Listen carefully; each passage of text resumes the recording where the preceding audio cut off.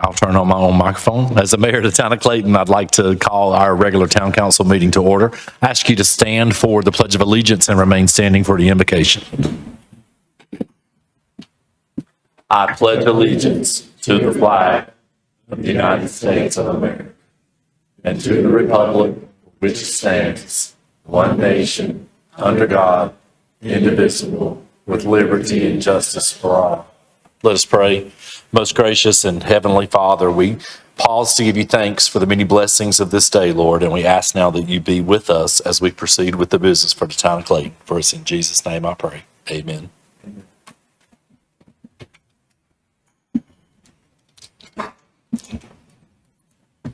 Do we have any adjustments to the agenda? No adjustments tonight. All right. I'll entertain a motion to approve the agenda as presented. So moved. Second. A motion and a second to approve the agenda as presented. Any further discussion? All in favor say aye. Aye. Opposed, like sign. Motion carries. Up next is your consent agenda. Motion to approve. Second. We have a motion and a second to approve the consent agenda. Is there any further discussion on that? All in favor say aye. Aye. Opposed, like sign. And motion carries. Up next, under administrative items, will be the Downtown Vibrancy Grant Program.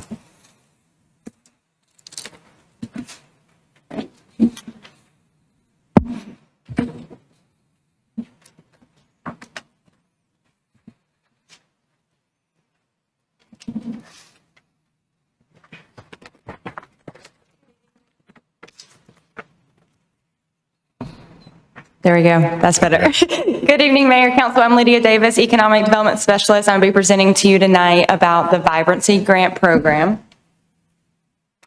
Just for a little bit of background, the idea of this program was born from the Downtown Strategic Plan that our Downtown Development Advisory Board and its design committee has been working on. The idea that was recommended to us in this plan was to create a vibrancy grant program to incentivize and encourage business owners to add those elements of vibrancy to the sidewalk to create a fun, active, and vibrant downtown. We do have a currently existing facade grant program, so this would become a new standalone program in conjunction with that.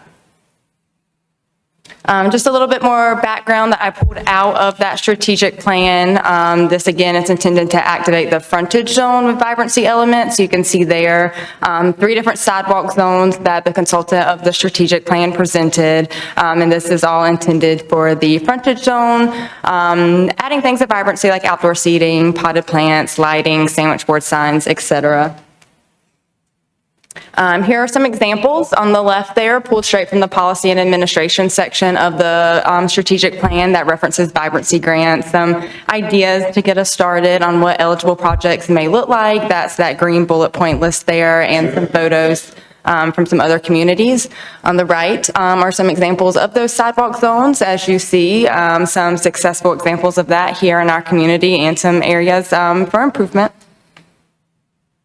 So that's where this was born. So to give you an overview, there is currently $12,500 in the town's economic development departmental budget through this fiscal year to use for this program. It is, like I said, similar but separate from the current facade grant program, as these projects and these grants are supposed to be smaller, quicker turnaround, and more blanket style improvements. Well, I'll give a little bit more color to that in just a minute. But the idea would be around 50 grants given per year at that $250 to $300 threshold. So these would be announced in rounds, and businesses would apply as they are interested in a specific project or grant. So essentially town staff and the DDA advisory board would work together to determine and manage the project, not the applicant themselves, which is the one biggest difference from our current facade grant program. Just a little bit more on the structure. As I mentioned, it would be more of a bulk participation model. So there would be rounds of the projects that would have an open and a closed date for that application. So essentially town staff and the Downtown Advisory Board would pick a project, announce it, open the application, leave it open for 30 days, and businesses could apply into it. And then from there, staff will review and bring a recommendation of recipients to the DDA board meeting. And then staff would order materials, distribute them, et cetera. Businesses will need to confirm that they want to participate and sign an acceptance form acknowledging any certain parameters tied to that specific project or grant. So here's just kind of a timeline of what this may look like. The idea is for this to be biannual because it will take about 5 to 6 months for each project, from the design committee discussing their idea, sending it to the board, staff doing research, opening the application, closing it, reviewing applications, et cetera. So it's about a 6-month process per grant period that we're expecting. So like I said, biannual, tweaks could be made here and there to change that schedule, but the idea is to do 2 rounds per year. Grants would be given solely on a first-come, first-served basis to non-residential properties in both zoning and use within the downtown core. This matches exactly to our current facade grant program. Businesses don't have to participate, or they can participate in every round. Participating in one round does not make them less eligible for the next round. And likewise, we're going to encourage businesses to give us ideas for what these projects could look like. Just like the current facade grant program, this could be applied for by the tenant of the building or the property owner. This probably determined on a project-by-project basis, depending on what the project is. Timing and upkeep requirements, very similar to the current facade grant program, in that it's going to be a minimum of 1 year upkeep. Right now, with those larger projects we see in that facade grant program, it's 3 years, but these being slightly smaller projects and slightly smaller price tags, for these vibrancy elements, we're recommending 1 year. This would be 1 grant per business or per ground floor entrance in a multi-tenant building. All right, so here's some ideas of just some tentative projects we've put together. We would like to launch in spring of 2024 with getting high-quality downtown branded A-frames for downtown businesses. As y'all know, the downtown district now has its own brand. We'd like to use this as an opportunity to show that off and have people get some awesome new sandwich signs, A-frames, whatever you want to call them, to show off that they're proud to be here in downtown. Here's some examples of what those could look like, a couple different color variations, logo variations, et cetera. And just diving in a little bit deeper on what that timing could look like specifically for this first round. This would be our goal to announce the project on April 1st. We're expecting about 35 businesses to be able to participate in this first round, given the $12,500 we have to use. The application would stay open through April 30th.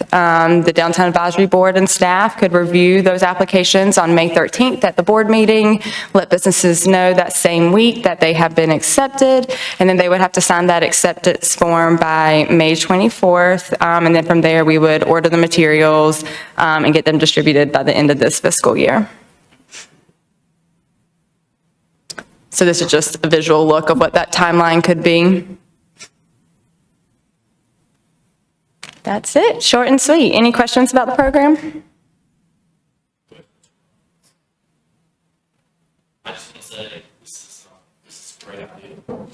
Sorry.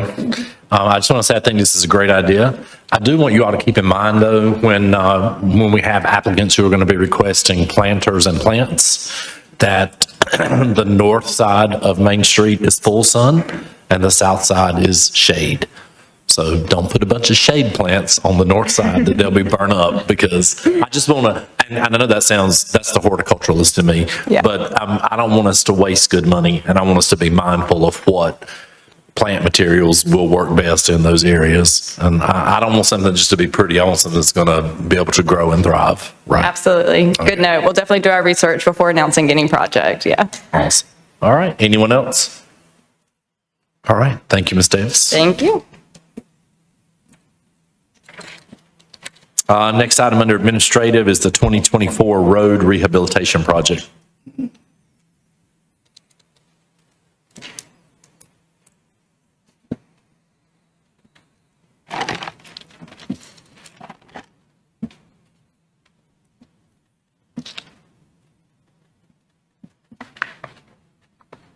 Mayor, Council, good evening. I'm here tonight to basically just provide some information, an update on where we stand with establishing our resurfacing plan for 2024. We've provided a map.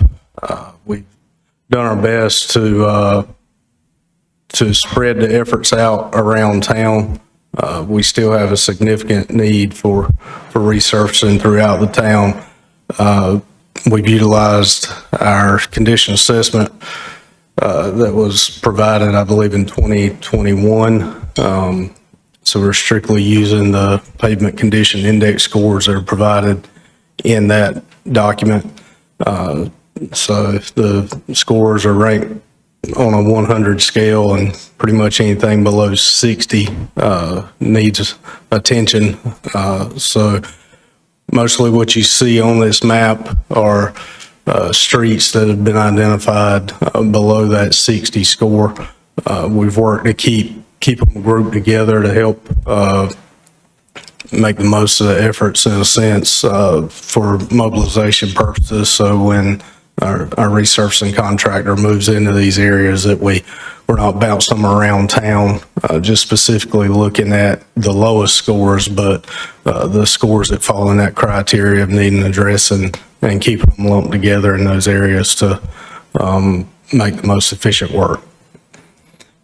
Any questions? Questions or comments for staff? All right, we're good. Thank you for the update. Thank you.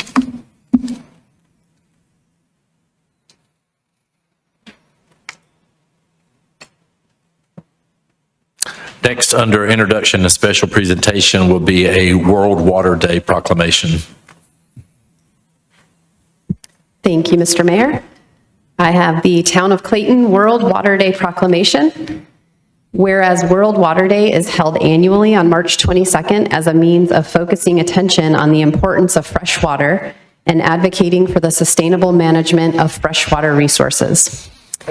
And whereas sustainable water management generates a plethora of benefits to individuals and communities, including health, food and energy security, protection from natural disasters, education, improved living standards and employment, economic development, and a variety of ecosystem services. And whereas more than 3 billion people worldwide depend on water that crosses national borders, yet out of 153 countries that share rivers, lakes, and aquifers with their neighbors, only 24 countries report having cooperation agreements for all their shared water. And whereas on this World Day, the UN Educational, Scientific, and Cultural Organization would like to recall the extent to which water, whose cycle is global, is permanently at odds with human boundaries. And now, therefore, on behalf of the Clayton Town Council, we hereby proclaim March 22nd, 2024 as World Water Day. Proclaimed this 18th day of March 2024. All right, and at this time, are you going to present that to Water Resources? Water Resources here? Yeah, let's come down front and get a picture. Thank you, Ms. Archer.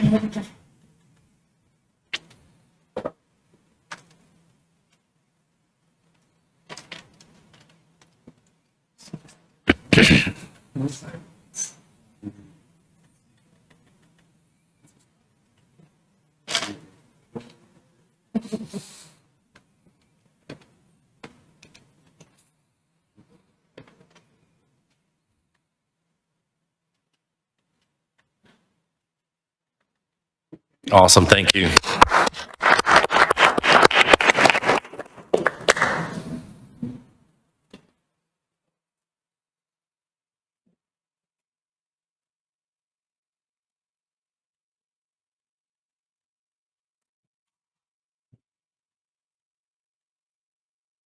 And our next will be the National Procurement Month proclamation.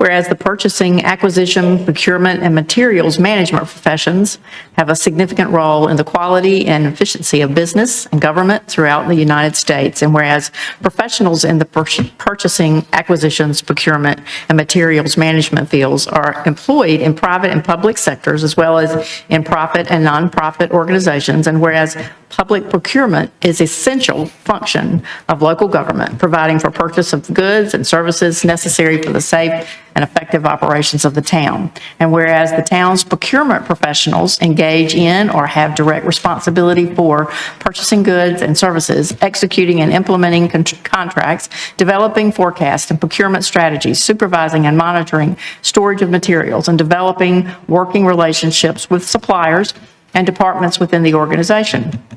And whereas procurement professionals make important contributions to assure the responsible use of taxpayer dollars by providing efficient service while maintaining the highest ethical standards, and whereas local, state, and federal procurement professionals are responsible for managing and monitoring billions of dollars of goods and services every year, which directly influence the local economy, and whereas the North Carolina Association of Governmental Purchasing, the National Institute of Governmental Purchasing, the North Carolina Department of Administration's Division of Purchase and Contract, and other local governments around the world are sponsoring activities and other special events to further educate and inform the public regarding the role of procurement. And now, therefore, on behalf of the Clayton Town Council, we hereby proclaim March 2024 as Procurement Month in Clayton, North Carolina, and commend its observance to all people, proclaimed this 18th day of March 2024. Thank you, ma'am. All right, thank you, ma'am. And if our procurement team would join Councilman Anderson at the front.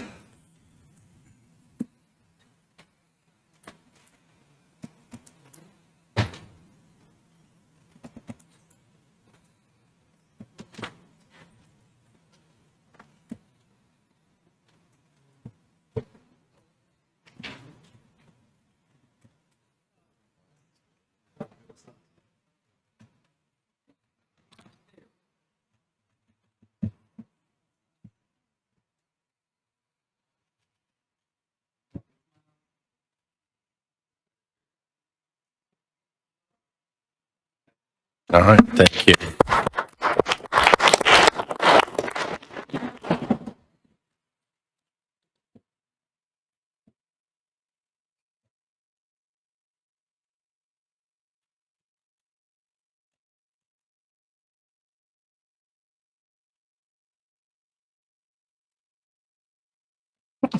All right, up next is our public hearing, and the first one is public hearing 2023-201RZ, Coulon Company LLC rezoning.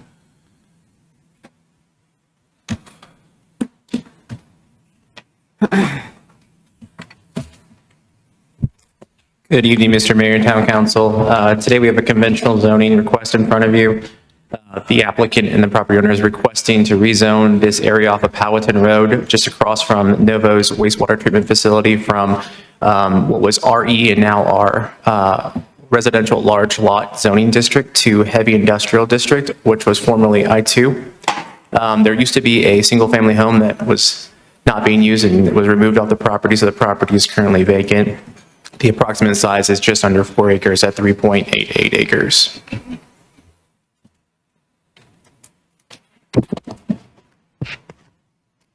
Here we can see that we have showing the current zoning here. Again, there's the RLL or the RE if you're still referencing back to that.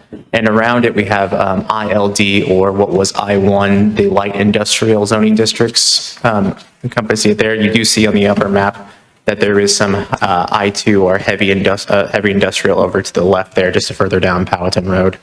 The proposed map is shown on the bottom here would change that to the heavy industrial district. The future land use map shows this area as part of the employment center. Again, some of the encouraged uses are industrial, warehouse, office, research and development, technology, hospital, renewable energy, recycling, fabrication, and assembly. Just to provide council with a better idea of some of the property owners that are around the area, this is a map that we provided for you. The dark magenta trying to represent the the heavy industrial there across Powhatan. Across the way, we have Novo's wastewater treatment, more Novo to the northeast and northwest. We have some other businesses here that are represented. Handyman, there's the Bounce Place, there's a gym, there's also the Powhatan Storage down the road, and Fluoro Fusion. And there is some residential still present on Powhatan right there, as you can see on the map that's kind of marked for you, just as a reference so you know where that is. I just also wanted to give you kind of the list of permitted uses should you decide to rezone this to the heavy industrial district.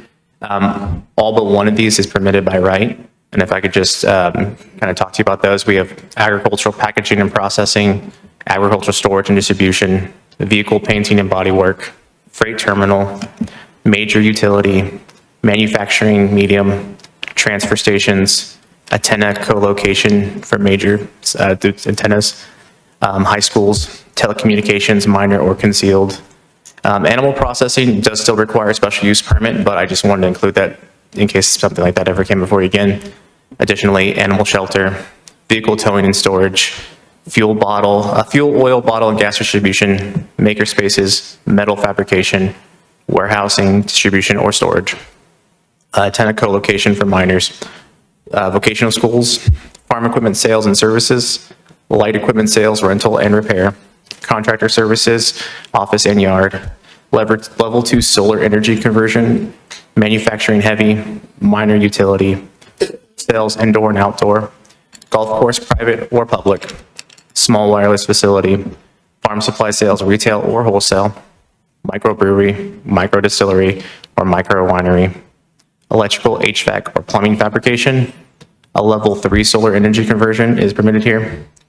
Light manufacturing, research and development, wholesales, indoor only, government training facilities, and major telecommunication facility.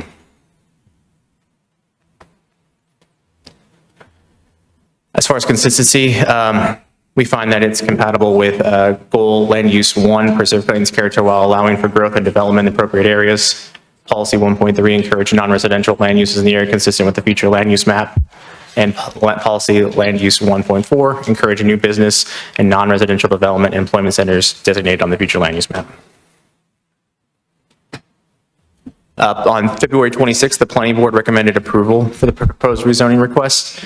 And it was per the consistency statement sheet on motion 1, which I believe is a part of your packet and also available should you want to see it. It is also laid out here for you there as well.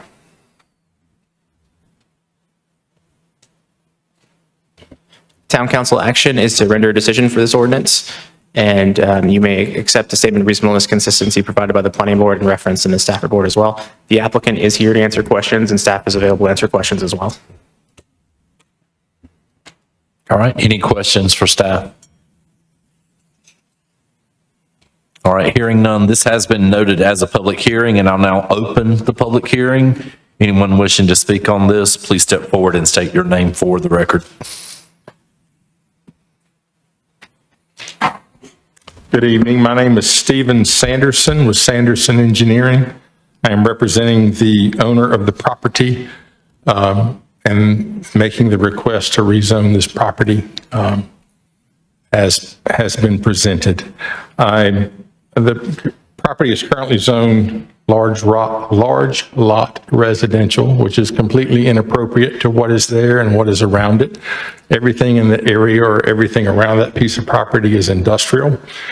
My client, which if you remember from the map that was put up that showed all the little symbols of the different companies that were around, on the left-hand side upper was Fluoro Fusion. That is the company that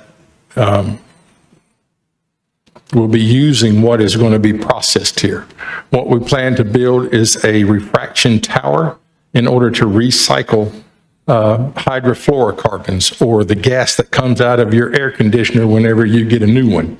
Anytime someone gets a new air conditioner, a new refrigerator, or a new freezer, the gas that makes that cold has to be taken out of the system, and then it has to be processed. Every few years, the industry will change the formulation of that gas in order to make it proprietary so that they can continue to charge high prices for it. Well, that gas has to be recycled. This company takes that gas from the various companies that recycle it or that take it out of a unit, puts it into this refraction tower, heats it up, breaks it into its individual chemical components, siphons that off the tower, and then goes back to fluorofusion, which already exists here in Clayton, remixes it in order to make the proper gas as can be used in modern day systems. It's a completely enclosed system. There is no waste or ventilation of any of the gas, and it is considered basically a green process by keeping hydrofluorocarbons from entering our atmosphere. I'll be happy to answer any specific questions that you may have if I can. And if there's anything that you need to know from me. Any questions or comments? All right, thank you, sir. Thank you. Anyone else wish to speak?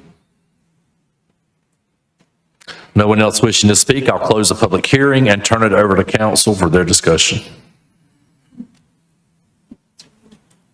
Ms. Archer. Thank you, Mr. Mayor. I was going to say I learned a lot about this facility during the planning board meeting, and I commend that board for asking a lot of the relevant questions.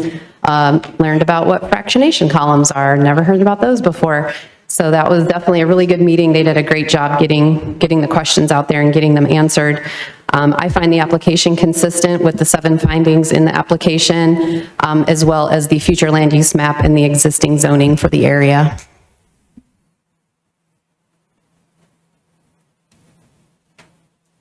Is that a motion to approve? I was going to say, if there's no other comments, I'm happy to make a motion. Second. Well, I can turn it into a motion before we get to that. I've got a long one, I believe, that's in the staff report. Thank you.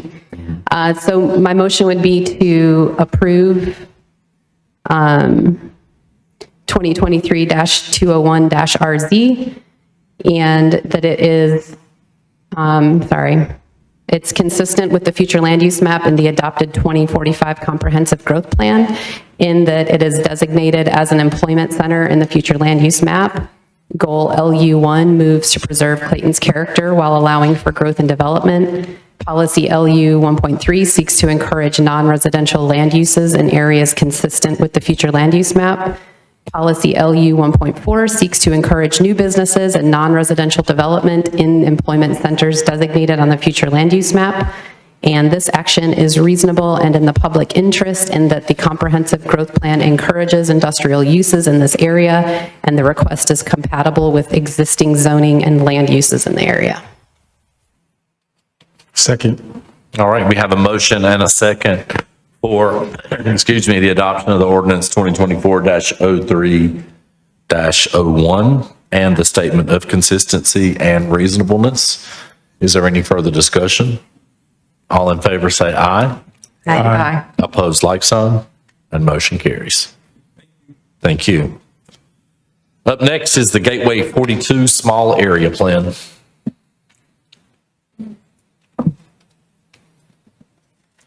Good evening, Mayor and Council. This evening, you'll be hearing a presentation on a culmination of a work that's probably about 2 years in the making. We have our consultants on a call joining us from Atlanta, Georgia. This is the Gateway NC 42 Small Area Plan. There's been a significant amount of stakeholder outreach, a lot of analysis on behalf of the consultant, input from staff as well, and we're happy to present this plan before council for your adoption and consideration for the town's future land use strategic growth. So we got Mr. Blake Reeves and also Ms. Tanisha Jones on the call. Hey, how you doing? Can you hear us? Yes. We can hear you. Cool, great. Am I able to share my screen as well? Yeah, that's right, Blake. Thank you. Okay, great. Well, good evening, Mayor and Council. I hate that we can't be there with you, but still excited to talk a little bit about this plan. It's been through lots of iterations and lots of conversations, so just going to hit overview some highlights tonight. Happy to answer any questions that would aid y'all in your discussions or decision making. Just a bit of a refresher of the origins of this small area plan. It was developed at the recommendation of the 2045 comprehensive plan. So it's definitely a component of the comp plan. And as such, it deals similarly with a number of long-range planning and aspirational goals. So I think in some of our previous discussions, folks have said, oh man, we're dealing with some complex issues around, collaborating with NCDOT and some other institutions. But yeah, just as a reminder that this is a kind of a long-range strategic plan in that capacity. So it's about setting out visionary moves so you can take small bites of those in between now and then. And lastly, we'll just mention that this is an area that just hasn't really had any strategic thinking or in-depth strategic thinking in previous plans. So that's really what the recommendation was hoping to do. One of the big conversations continued to be around the fact that with the upgrades to former 70, now federal 42, and former state 42, which I don't know if it has a new road, but with the upgrades to the intersection improvements and the interchange improvements and the future expected growth upon those corridors, that this area in lots of ways does become the new front door for Clayton. As a number of folks, it will be the most convenient, fastest route into town, and it's kind of the direct route that most folks will take. So part of this was looking at the place that you wanted to experience as your first experience with town of Clayton. So there's a number of major themes that came out of this. I'm just going to talk over pretty quickly. One is just the continued talking about smart growth in line with the 2045 plan, particularly in this area. As we mentioned before, this Conrad was mentioning, there was a pretty in-depth community engagement campaign where we utilized online websites, town events, and a number of in-person workshops to work with the community. And there's a pretty significant outreach through a number of sort of atypical routes to get in touch with folks. One of the big takeaways that came out of those things was just this imperative for small town charm, really creating this place, moving it ahead of what it is now, and trying to provide the amenities that one would expect as a reflection of small town charm in this area. Another imperative that came out of this was the discussion around the ETJ and potential ETJ expansion. The area that you see in green inside the study area is all the areas inside of the existing ETJ, whereas this area, and maroon or red here is the area that is allowed through ETJ expansion as a result of the 2020 census and the number of population increase that occurred during that time period. So yes, it was the recommendation that we do expand the ETJ. The original use of that often had to do with nuisance or understanding how you as a town or municipality could create the type of place that you wanted when you were bumping up against experiences over which you didn't have the ability to work with those bodies or individuals or properties. And so really trying to harness the power of ETJ expansion to help achieve all the goals as mentioned here and as mentioned through the community engagement. Another big driver that came out of this, or big discussion, was understanding the land use possibilities here and trying to utilize land use as a tool to create the kind of places that people wanted. So we did do a deep dive into the existing land use patterns as they exist in Clayton today, looking both at the existing residential designations as well as the existing mixed-use designations. And one of the things that we learned out of that is that all of the mixed-use designations as they exist today all exist in a way where those designations are not independent of themselves. They all exist in relationship to adjacent residential centers or residential densities in order to justify their mixed-use components. So you have a neighborhood center near other areas, and so what you didn't have was a land use designation where you could create commercial activities at a small scale where there wasn't already a large pocket of residential population. And so we did propose a new designation known as complete communities that we think into the future will be beneficial, where you can keep areas that feel small in nature, lower density, but also can have small scale commercial entities close to folks to both reduce traffic and increase convenience for folks living in those areas. So that becomes a huge driver of this, and as part of the plan, we were defining what these complete communities were and built up a system in order to justify that largely preserves all of the existing legacy single-family neighborhoods in the whole of the study area, and really looks, which are seen as tan here on this map, and really looks at those areas in between the tan, that's sort of white here that aren't colored, as malleable sites that would be primed to take on this new land use designation and reflected in future build outs of this area over the next 10 or 20 years. And so we looked at how we built that using the existing corridors, as well as their existing intensity of use through traffic counts, and built up areas in the orange hatch here through which you could allow those areas to fit commercial options and other mixed use options, while preserving the rest of the sites there in the sort of salmon color orange as residential areas as part of this complete communities designation. So those were sort of some of the biggest drivers here. This is really about giving people kind of a small scale experience. Right now in these neighborhoods, the jump is kind of from no commercial activity to sort of larger commercial activity, and there's nothing in an in-between scale through the existing regulatory tools to help create that. So that's certainly what we're trying to do. Nothing large scale mixed use like a Fenton or anything, but even just some areas where you could have a small intersection with a corner store and other basic conveniences or daily or weekly services that people would need to sort of impact their quality of life. As well, we went through some recommendations on the back end about wayfinding and branding strategies to help create this front door. We looked at recommended streetscape improvements, things that would need to get approved now in order to work with NCDOT later to help change the experience of the streets. We looked at recommended multi-use trail systems. This was a big ask of the community members of give us other ways to get around via bikes, walking, both for connectivity and also recreation. And lastly, we looked at some recommended open spaces that could occur within this area, particularly those that have a relationship to Swift Creek down here. Finally, the plan ends with some implementation in terms of frameworks, priority actions, priority investments, an appendix about how to achieve some of these places. So can I answer any questions at all? Any questions or comments? I don't hear any, thank you. All right. Anyone else wish to speak? No one else wishing to speak, I'll close the public hearing and turn it over to the council for their discussion. Thank you, Blake. Thank y'all. Ms. Archer.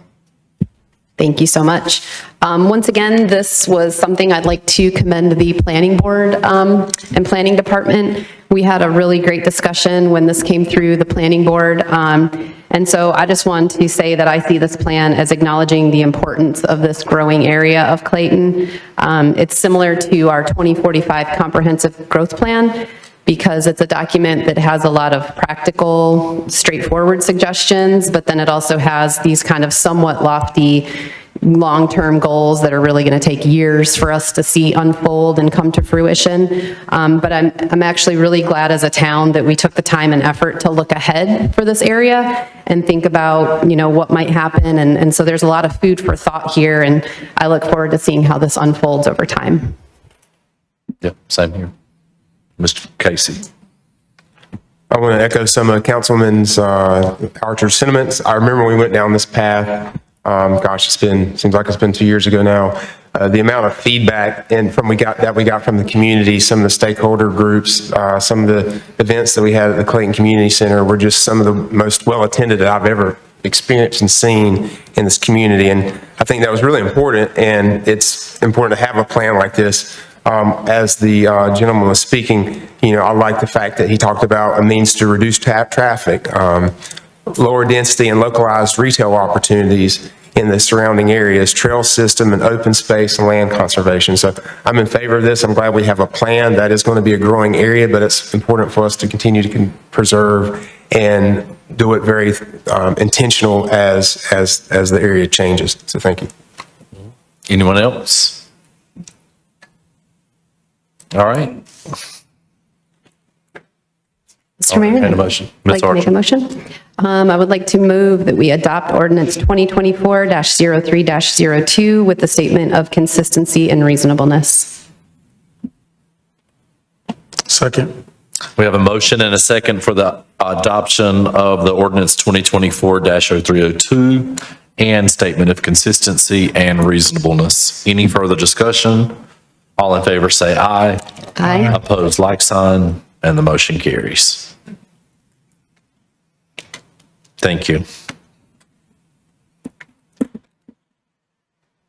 All right, up next this evening is our quasi judicial hearing. It is 2023-143 SUP Pinnacle Indoor Storage Unit Facility. And before we begin, I'm going to call on town attorney to give everyone an update on the record of what a quasi judicial hearing is. Thank you, Mayor. As indicated, this is a quasi judicial hearing, or what's also known as an evidentiary hearing, which means it's court-like and due process rules apply. Witnesses are sworn in, there's opportunity for cross-examination. Your decision, unlike a legislative matter, a rezoning, typical rezoning, is to be based on evidence presented at the public hearing. An additional rule is that certain types of evidence can only be presented by expert witnesses, such as property valuation, traffic matters, stormwater, any type of engineering matter would have to have a credentialed expert to offer opinions about those subjects, just as you would in a court of law. These types of proceedings are based on the council sitting like judges and applying the evidence that's presented to the findings that are set forth in the town's ordinance. If the applicant's evidence meets the requirements of the ordinance, then the permit should be allowed.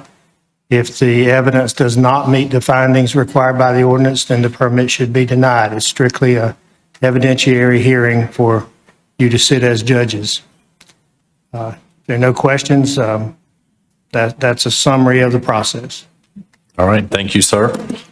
And now we will begin with staff report. Unless you want to swear in first.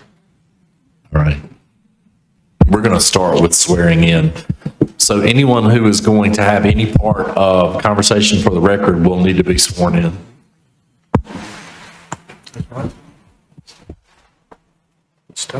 Those of you wishing to offer testimony, please stand and raise your right hand. Do you solemnly swear or affirm that the testimony you are about to give is true to the best of your knowledge and belief? And when you step up to offer testimony, please sign the oath sheet. Thank you.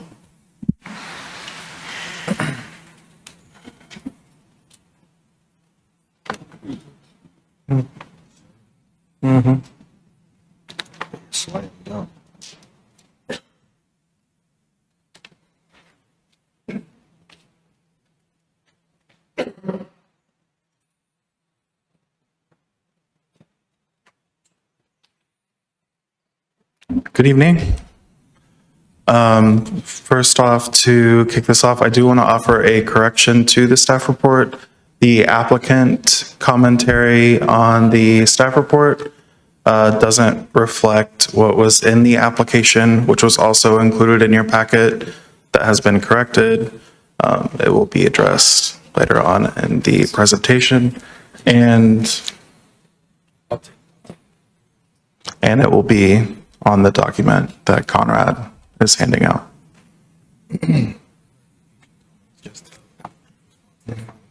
Yeah. For clarification, again, it was just the applicant response on the third finding in fact, which was still correct on the application in the packet. So it's just a correction on what was on the staff report. That being said, this request, which is Pinnacle Storage Special Use Permit 2023-143 SUP, is a request for a special use permit, naturally, to allow for the self-storage use, or to accommodate it at this location. So the development takes form of 3 self-storage structures and supporting infrastructure. The first proposed structure is a 3-story, 101,208 square foot structure, housing office space, as well as 685 storage units. Buildings 2 and 3 are large one-story structures for indoor storage with 13 units at 10,600 square feet total and 9 units at 6,868 square feet. And the total proposed building square footage for the development would be 118,748 square feet. The property size is approximately 3.49 acres and is located off of US Highway 70 Business West at 11756 US Highway 70 Business West. The existing use is vacant.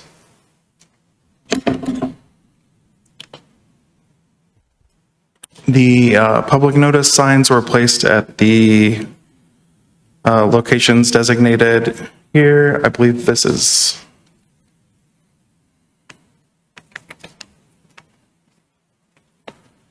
I believe this is actually not working. Shown on the presentation where the blue stars are located. So they're along US 70 Business West as well as in the rear on Blakely Road. Here is to show an excerpt of the site plan included for information purposes only. So you're only deciding on the special use permit for this. The site plan was reviewed and approved by the technical review committee.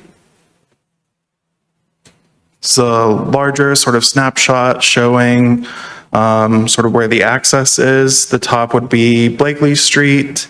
The access to the site from Blakely Street is just that portion to the left where it has access to the loading area and second floor access.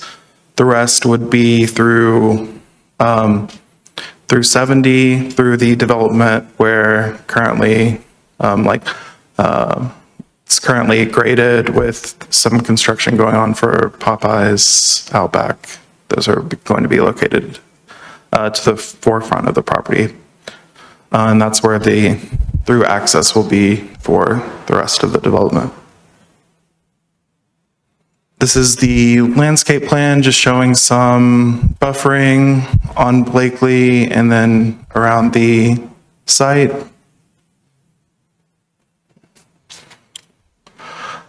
Showing, looking at some simple site analysis with regards to current plans. The comprehensive plan shows this as downtown support.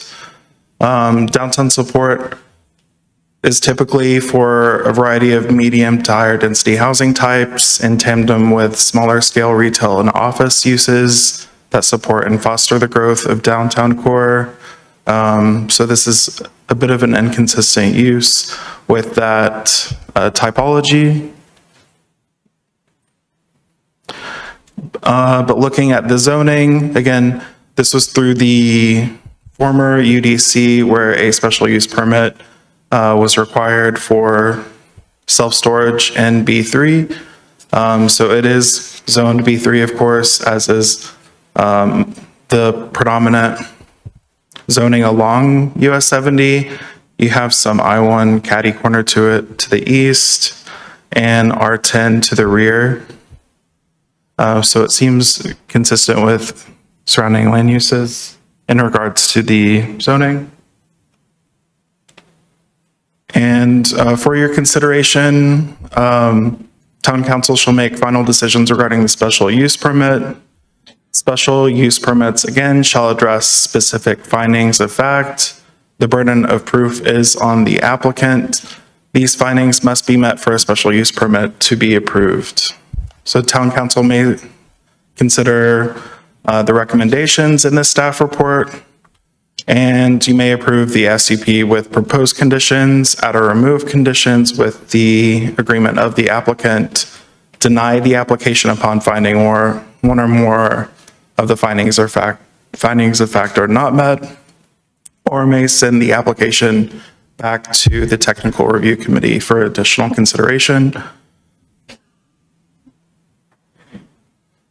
So staff will be going over the staff commentary for the findings of fact, and the applicant has given me a presentation, which I'll put up on the screen for you.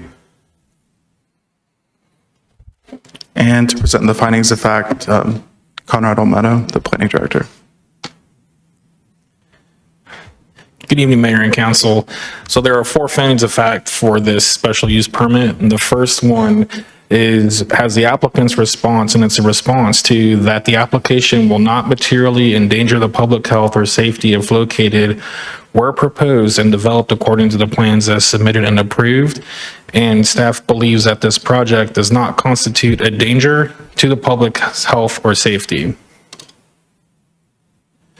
For the finding of fact number 2, that the application meets all required specifications and conforms to the standards and practices of sound land use planning and the town code of ordinances and other applicable regulations. The application was submitted prior to the UDO coming into effect in January 2nd, 2024. So this application is being considered concerning the requirements of the Unified Development Code, which allowed this use to occur with a special use permit in the B3 zoning district. So the applicant has provided a site plan that meets the requirements of the town of Clayton's UDC and TRC.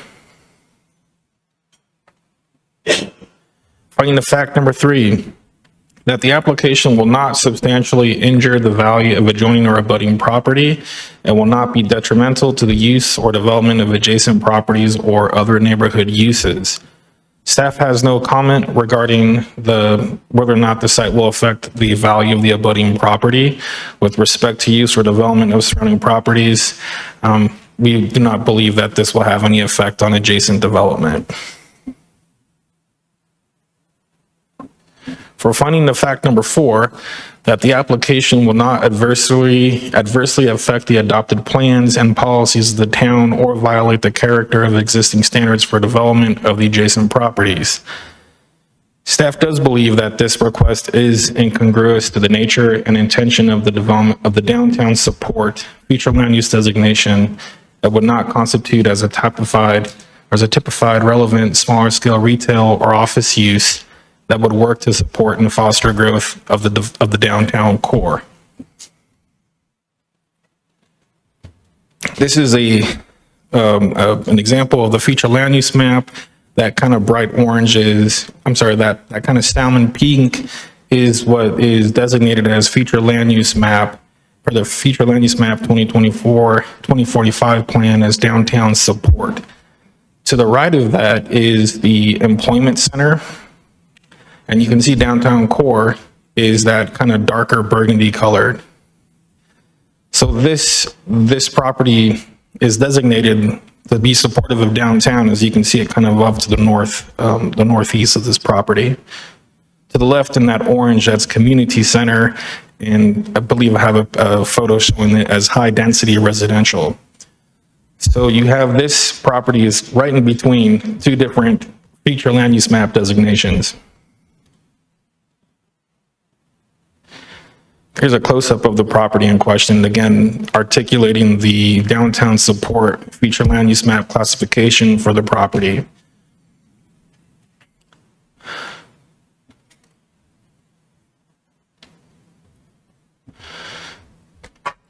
So to expand upon what downtown support as illustrated in the comp plan, in the growth plan that we have, it's an area that provides for housing options, non-residential uses in close proximity to the downtown core, providing a transition from neighborhood or other low-intensity character areas.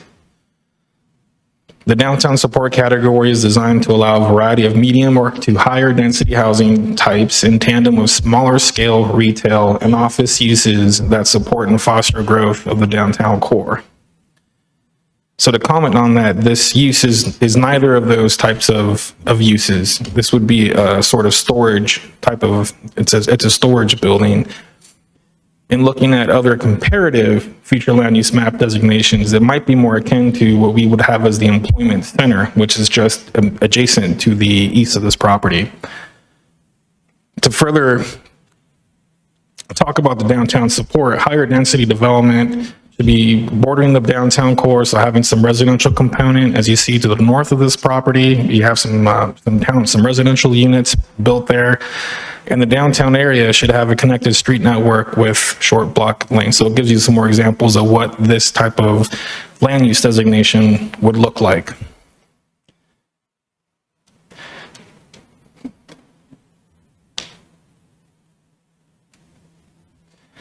And looking at the future land use map, you look at the 2045 comprehensive growth plan.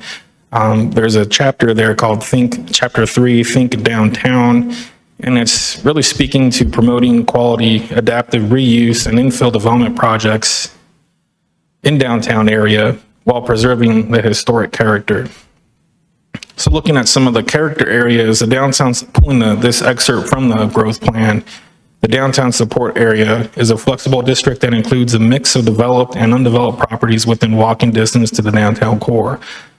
The downtown support area provides for housing options and non-residential uses located in close proximity to the downtown core, often providing the transition to the downtown neighborhood or to other lower intensity character areas. The downtown support category is designed to allow a variety of medium to higher density housing types in tandem with smaller scale retail and office uses that support the growth of downtown core.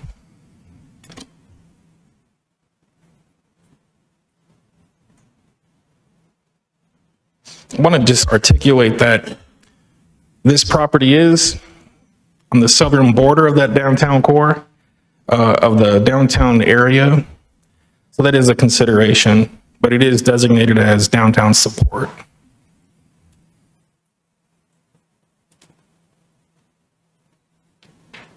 With that being said, staff is recommending that should council approve that the subsequent two conditions be added, including that the development occur with what was approved, the special use permit with the site plan.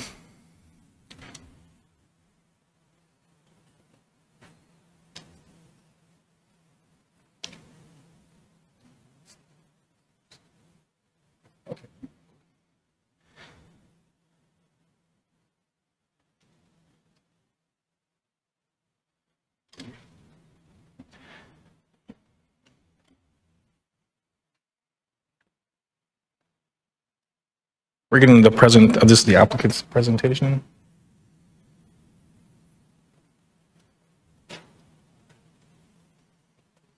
This is now, we'll now have the applicant present. Well, first of all, can we say, is there any questions for staff? Okay, now I'll turn it over to the applicant. Thanks, sir.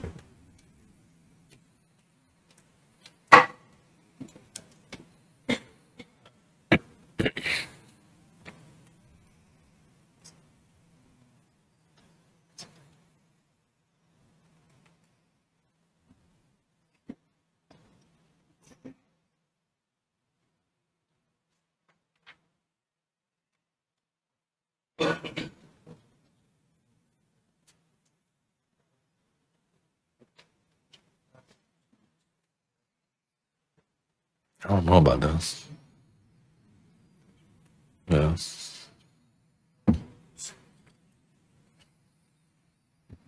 Good evening. My name is Bart McLean. I'm the civil engineer for the project. I work for William G. Daniel and Associates. I've been with them for 32 years. I've been a professional engineer for 27 years. I represent the project. I'm also here with Robert High from Robert High Development, the owner and developer of this property. I just wanted to go over a few quick things with you, and I will read in, excuse me, our responses for the findings of fact. Number one, that the application will not materially endanger the public health or safety if located where proposed and developed according to the plans as submitted and approved.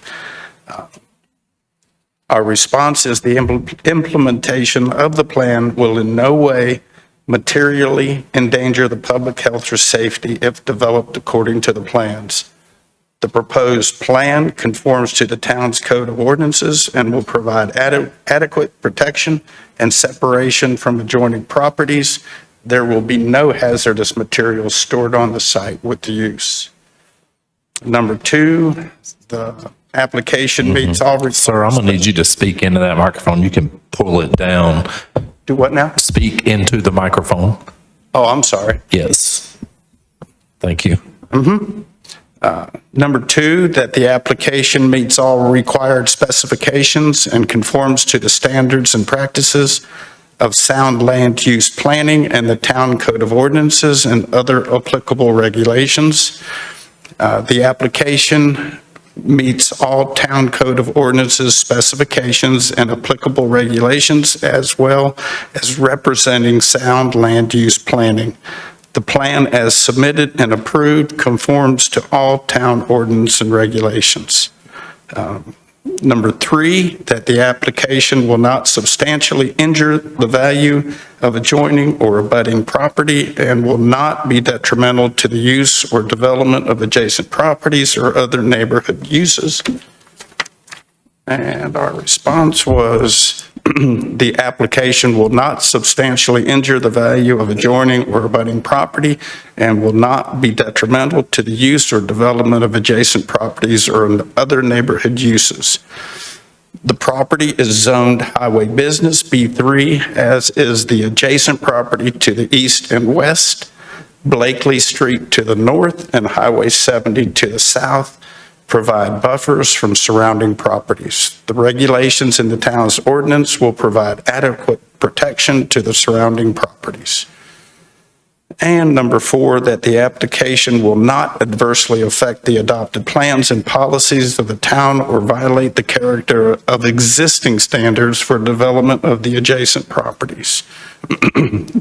This application will not adversely affect the adopted plans and policies of the town or violate the character of existing standards for development of the adjacent properties. The proposed plan will conform to all town ordinances and regulations. And those are the findings of fact. And then I was going to go through a few things. Do I just...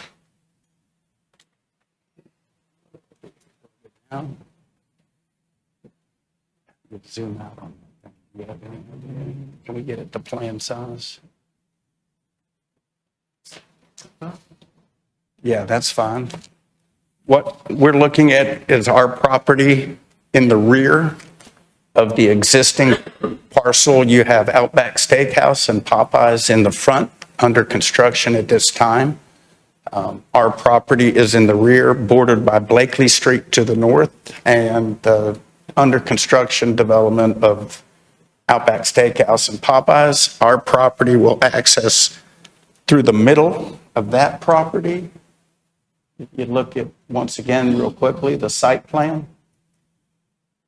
The main entrance will be off of Highway 70, provided through the 2 proposed restaurants that are under construction into the development where the office is for the self-storage. Now, keep in mind, this is all indoor climate-controlled self-storage. There is no outdoor storage. Everything will be indoor and enclosed. We have a small entrance off Blakely Street to be able to access the second level at grade. This is not a continuous access through the property, so you will not have people coming in between the restaurants, going through the property, and then getting back on Blakely Street. There is no cross-access between these 2.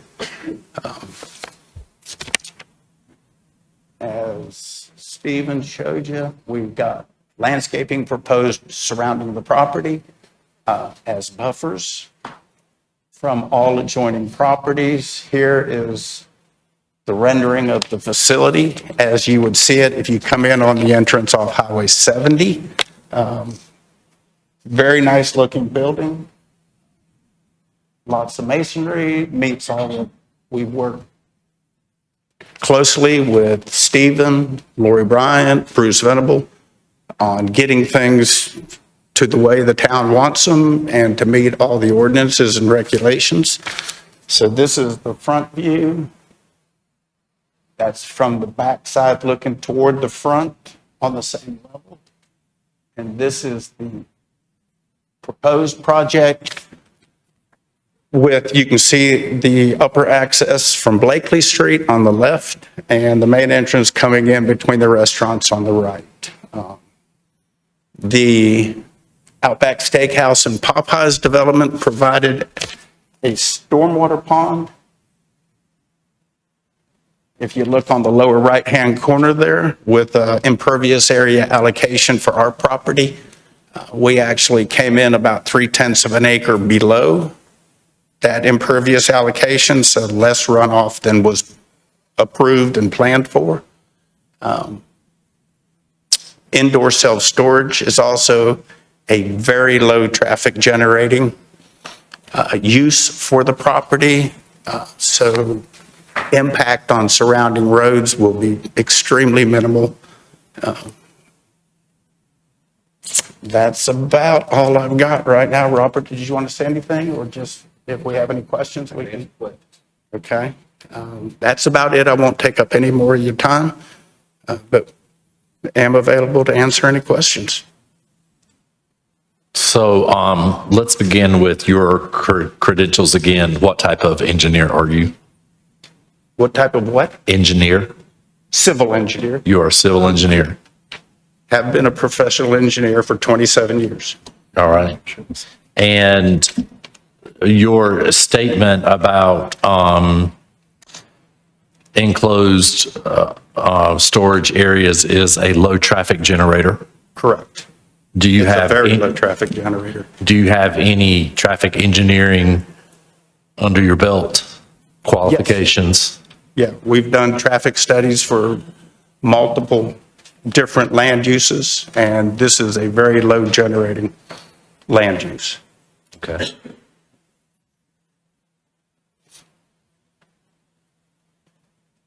Anybody else?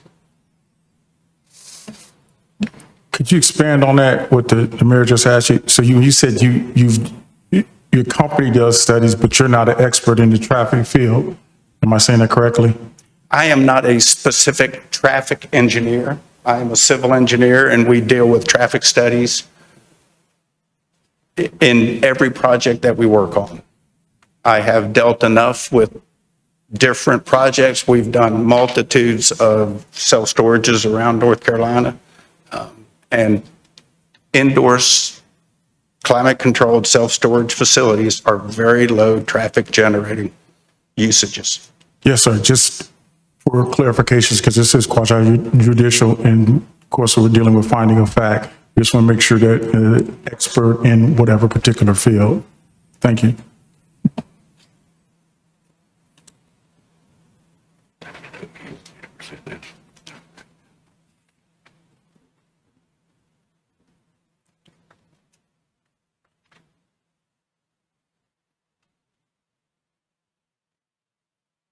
Anyone else? Mr. Casey. I have a question. So you said there's no cross-access streets, and you said, I guess, you mentioned something about the Outback and the Popeyes, and people would not venture that way. Is that what you were implying? What about the no connection between Blakely Street and Highway 70? I was just stating that it will not be like a cut through for people that want to whip off Highway 70 and hop on Blakely Street and continue and go up farther north. It will be very, very minimal traffic off Blakely Street to the second story to that rear access. Okay, thank you. So anybody coming to this will have to enter from either Highway 70 or Shotwell Road. Or Blakely Street, correct. And Blakely Street is located off of Shotwell Road. Correct. So either coming in on 70 or coming in on Shotwell Road. Yes, sir.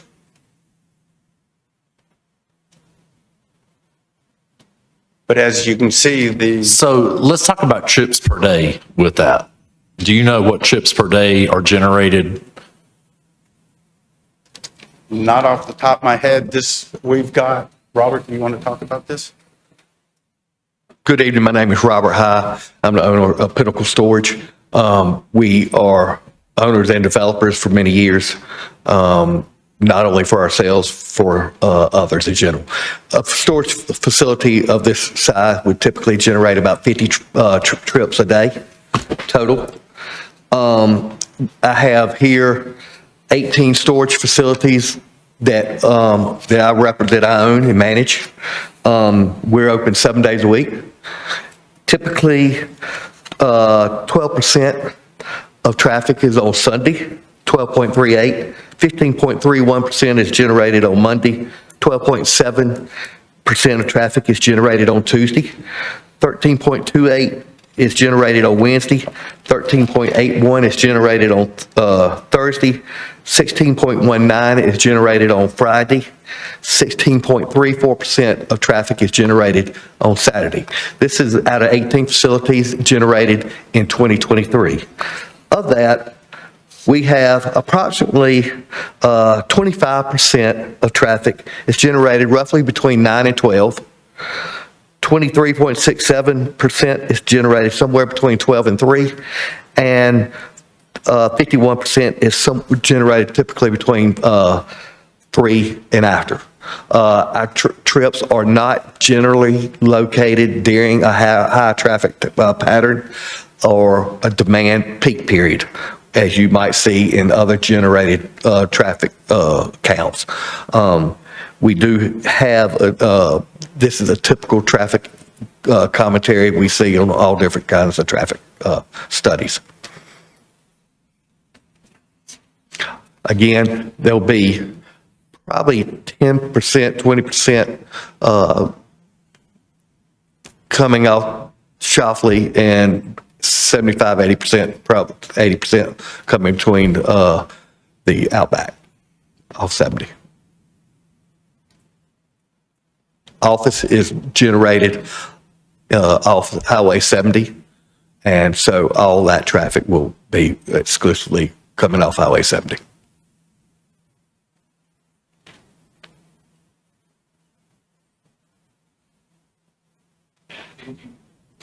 And 51% of what is generated occurs between 3 p.m. and what was that other time? You said 9 to 12, 12 to 3, and 3 to what? 3 to 6. Okay, thank you.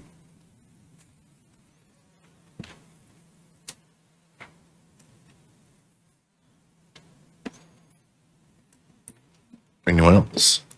All right. All right. Any other questions for the applicant? All right. Thank you, gentlemen. Anyone come tonight to speak against this? If you did you get sworn in to speak? Did anyone who was sworn in to speak wish to speak?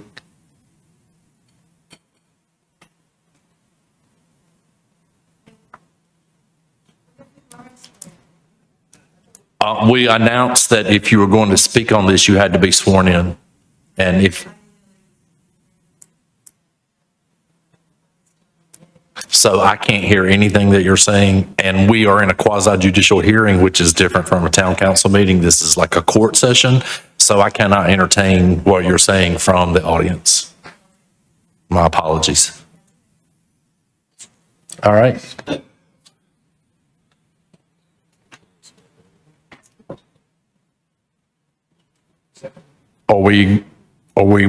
Is the council amenable to swearing someone in, or you good with it? Okay. Could I say I am with one condition? Sure. I just, as the attorney stated in the beginning of the meeting, when it's an evidentiary hearing, you do need to be a credible expert on the comments that you're going to make. And that's why we were careful to ask the applicant of their credentials in speaking tonight, not to discourage anyone from commenting, but just so you realize what we can and can't accept as testimony. So they have agreed to allow anyone to be sworn in that wishes to speak on this. Do you still wish to speak? If you'll come step forward to the podium, raise your right hand, and the clerk will administer your oath. Do you solemnly swear or affirm that the testimony you are about to give is true to the best of your knowledge and belief? Yes. Okay, and if you'll sign the oath sheet, please. And Mayor, while she's doing that, there's an additional consideration with third-party witnesses in a quasi-judicial hearing, and that is the issue of standing. She needs to have a relevant connection to the case, not just offering an opinion as a citizen.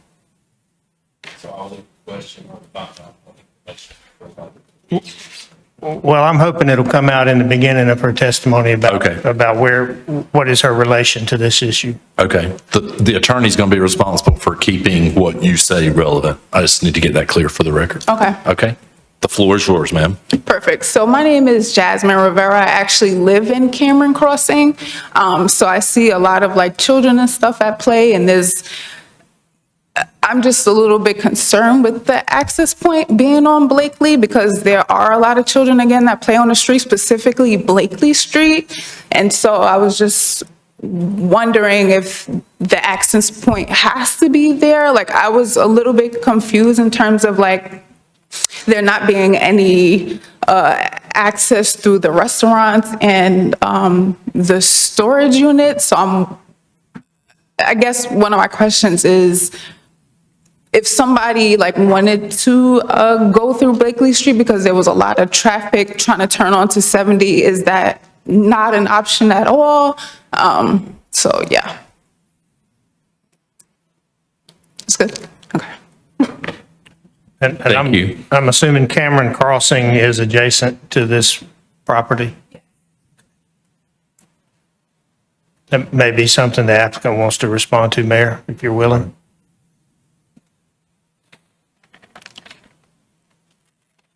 Again, 75 to 80% of all our traffic will be coming from 70. Be a very, very limited customers that have that access up there, just getting to a certain number of units.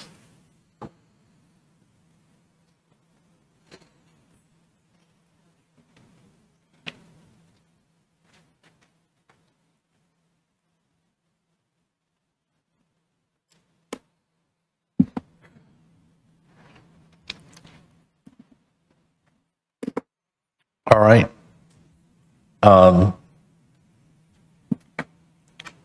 Does that his response satisfy your inquiry? That the vast majority of the people he says are going to be, you come into this place, are going to be coming in from Highway 70?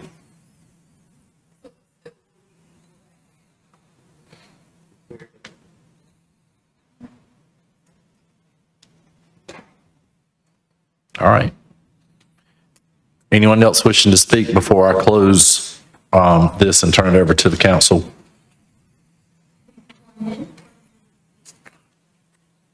If you were sworn in, you can speak. All right. Hearing none, I'll turn it over to council for their discussion and deliberation.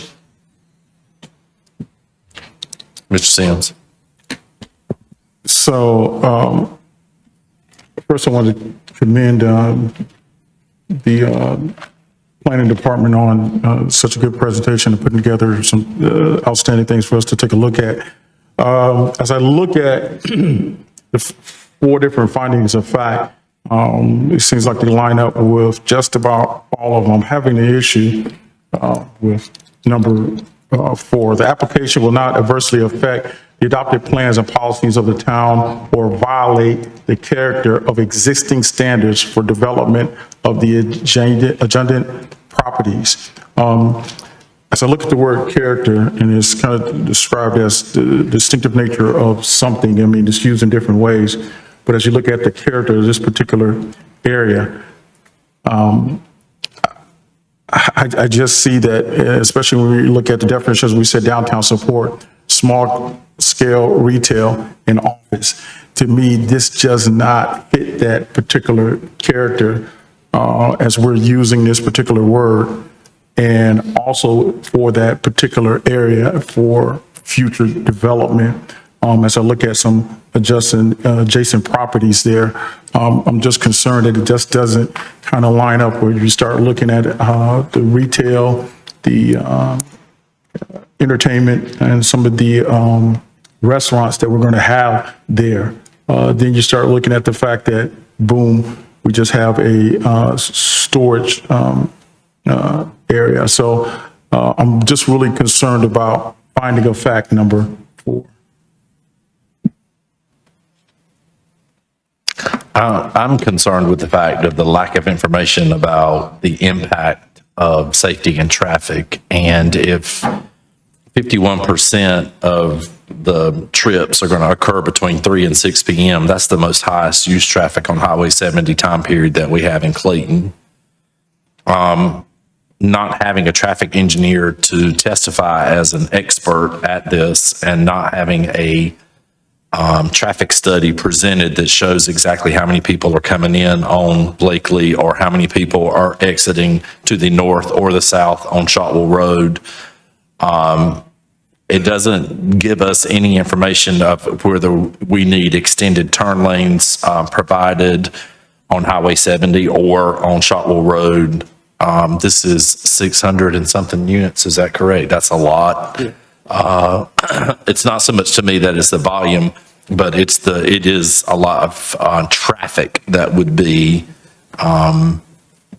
designated into this little close quarter area. That's the biggest thing for me. I'm so blown away that we talk about this area being walking distance to the downtown core. Because your mayor couldn't walk from here down there, I can tell you that right now. I'm not real comfortable with the whole concept that it provides transitions. I don't get that.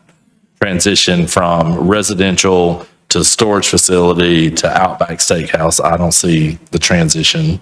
I don't get that. But that's, something staff could probably educate the mayor on. Just real quick, just to build on what you said, I'm concerned about all these statistics that are being proposed, and they're not being proposed by a traffic engineer. You're giving us percentages of things not based on any kind of expert written information. So you say it's going to be this percentage of time, the maximum of number of people are coming into this project.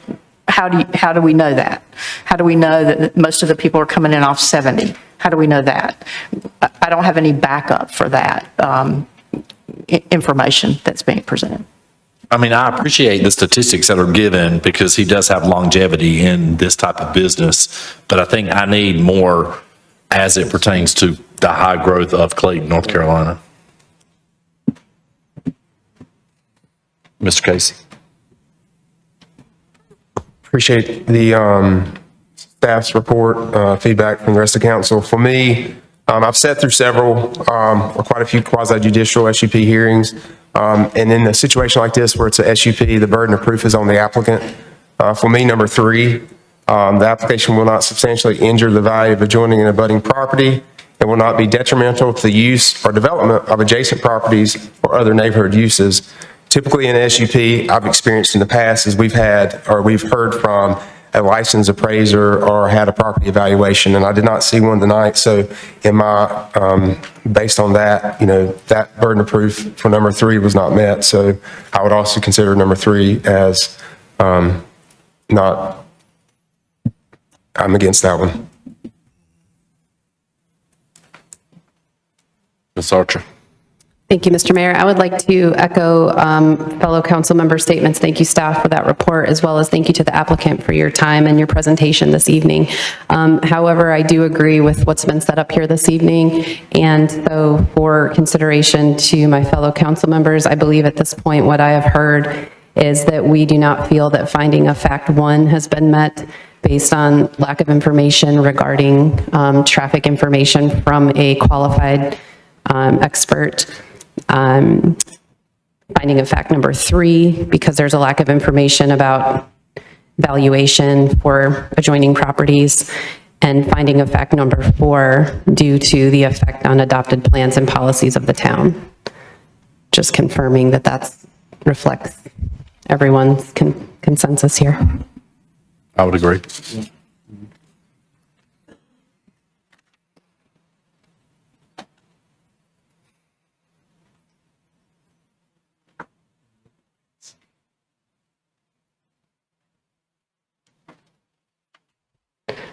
I believe we closed the public hearing at this time, and I don't know if it's the will of the council to accept. Well, it's really not a public hearing, it's a quasi-judicial. So once you're called into deliberation, you can only ask questions of staff and talk amongst yourself. You can no longer have any input from public or applicant.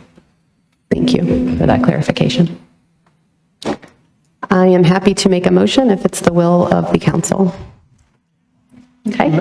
Mayor, I think you already know this, but you should take each one of those findings separately. Thank you, sir. So I will state what the motion is, and then I'll list the findings of fact that I'll go through each one. So this would be to recommend denial of 2023-143-SUP. And that would be that the application, it does not meet finding of fact number 1, that the application will not material endanger the public health or safety if located where proposed and developed according to the plans as submitted and approved. It does meet finding of fact number 2, that the application meets all the required specifications and conforms to the standards and practices of sound land use planning and the town of code ordinances and other applicable regulations. Does not meet finding of fact number 3, that the application will not substantially injure the value of adjoining or abutting property and will not be detrimental to the use or development of adjacent properties or other neighborhood uses. And does not meet finding of fact number 4, that the application will not adversely affect the adopted plans and policies of the town or violate the character of existing standards for development of the adjacent properties. Second. Mayor McClure, Mayor, may I interject one last, on behalf of the applicants, inform me that would they be able to address council one last moment before an actual motion is, before the motion's final and action has been done? Defer to you, Mayor, and if they've communicated to me that they would like to address the council before the vote is done, if that's possible. If not, then we can move on. I thought we'd already turned it over to council for deliberation. I couldn't hear you. I thought you ruled on that. I did. Once the council was called into deliberation, there'll be no further communication between public or applicant. This is, they can ask questions of staff or them talk among themselves. Unless you change your opinion or your decision, that's the ruling. I appreciate the effort of staff to attempt to do that, but it sounds like at this time, this body has made a motion and a second, and we're ready to proceed unless I'm mistaken. We have a motion and a second for denial of the application. Is there any further discussion? And that would be denial of 2023-143 SUP. Any further discussion? All in favor of the motion, say aye. Aye. Opposed, like sign. The SUP is denied. All right, up next under old business is the public hearing for the annexation petition 2023-100-ANX Pool Farm LLC. This is continued from the January 16th, 2024 meeting where a public hearing was held and closed on January 16th, 2024. Mr. Mayor and Council, I don't know if you remember from the last meeting, the applicant had requested that you not take action on the annexations until you've taken action on the conditional zoning with master plan. If you're amenable to that, I believe they'd like to proceed that way as well tonight.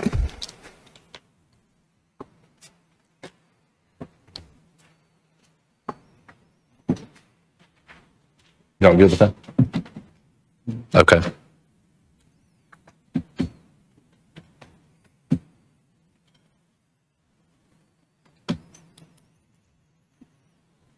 So to bring to your attention, continued from the meeting in January, we have the Vincent Road conditional zoning with master plan. You would request that the applicant make some adjustments and come back. I'm just going to provide you a quick overview of some of the changes and changes they made to their plan, and the applicant will be prepared to kind of speak to you and answer questions as well.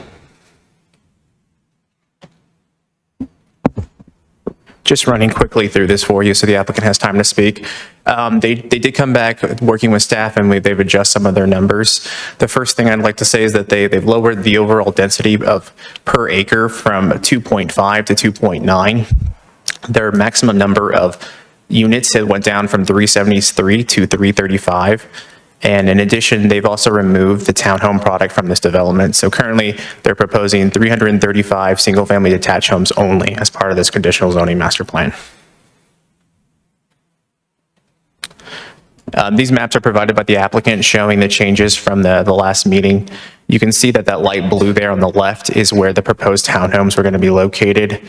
The updated map on the left now shows that those will be single-family detached with 52 wide lots.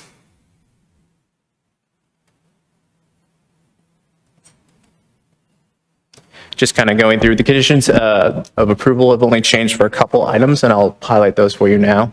Again, as I've already mentioned, the total number of maximum units has been reduced, and those are now limited to only single-family detached. And the density has also been changed to lowered from the 2.5 to 2.29.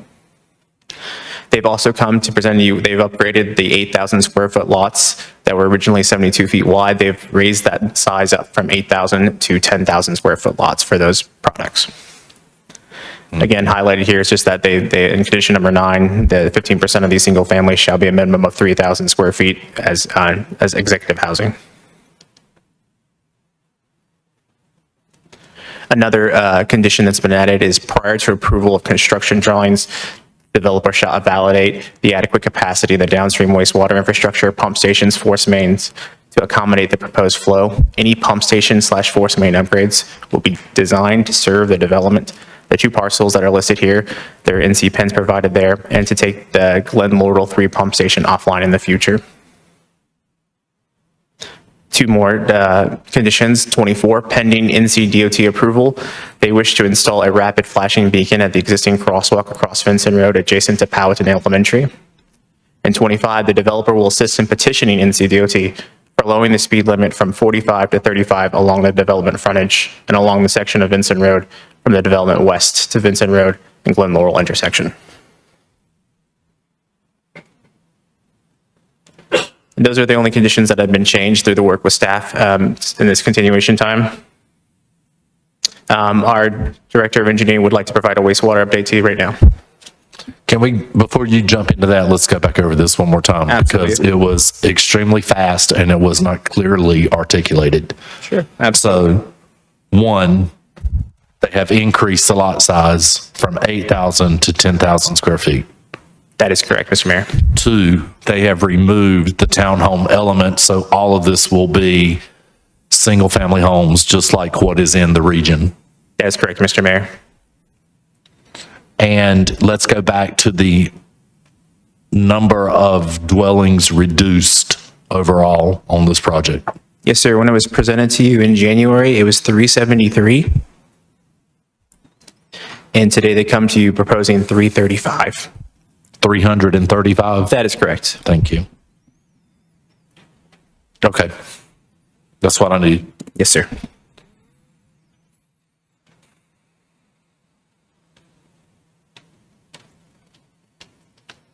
Thank you, Bruce. Good evening, Mayor, members of Town Council.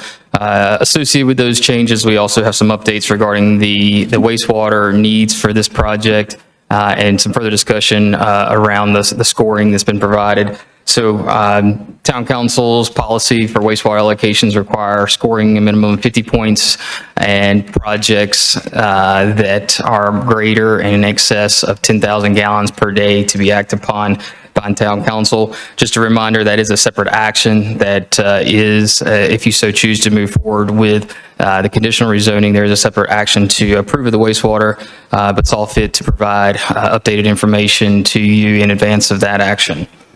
So with the reduction of units, the total request for wastewater is a total of 84,000 gallons per day. Due to the reduction in density, that's where the reduced allocation comes from. In terms of scoring, we do have some updated information that was provided just this past week. So the scoring that is in your packet is incorrect. The latest that we received, the applicant is proposing to provide sports and recreation for the public. That is one of the line items that provides 10 points to the project. And with those 10 points for the sports recreation for the public, and then obtaining a deduction for the new pump station that is required. They do get the 50 points. However, I would like to propose some consideration where the applicant does not have to build the public sports and the recreation to the extent that really would be expected for the public to use those types of facilities, and reconsider back to the condition regarding the Glen Laurel 3 pump station and a fee in lieu of, or instead of, the sports and recreation fields. I do have some language prepared. It is on a slide that I can provide, and some copies if the developer would like to have it. So just an update in regards to the pump station and the wastewater allocation. I'm happy to take any questions or if there's any for planning from Bruce. Questions or comments for staff? All right, thank you. Sure.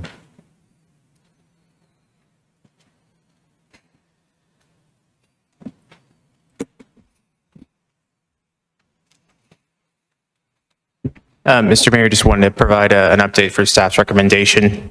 In the meeting in January, staff still recommended denial due to the 2 inconsistencies that remained. Given that the applicant has now removed the townhome product from the proposal, staff is now recommending motion 2 to approve the conditional rezoning while inconsistent with the future land use map. Motion number 2 is on the consistency and statement motion sheet that you received as part of your packet, and staff is prepared to pull that up at the time should you need it. The applicant is here also to address any questions you have and provide an update to their project as well.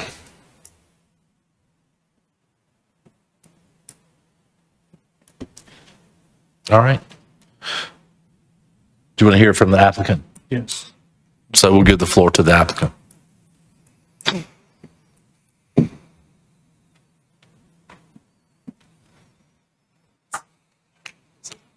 That's okay. Okay, I can work with this. Good. There we go. Good evening, Mr. Mayor, members of council. Pam Porter with TMTLA Associates. I'm here tonight with Bill Harrell with Hopper Communities, Pat Barbeau with Timmons Group, and Caroline Sheaves with DRMP, and Bob Spence, who is an attorney, is also here as well.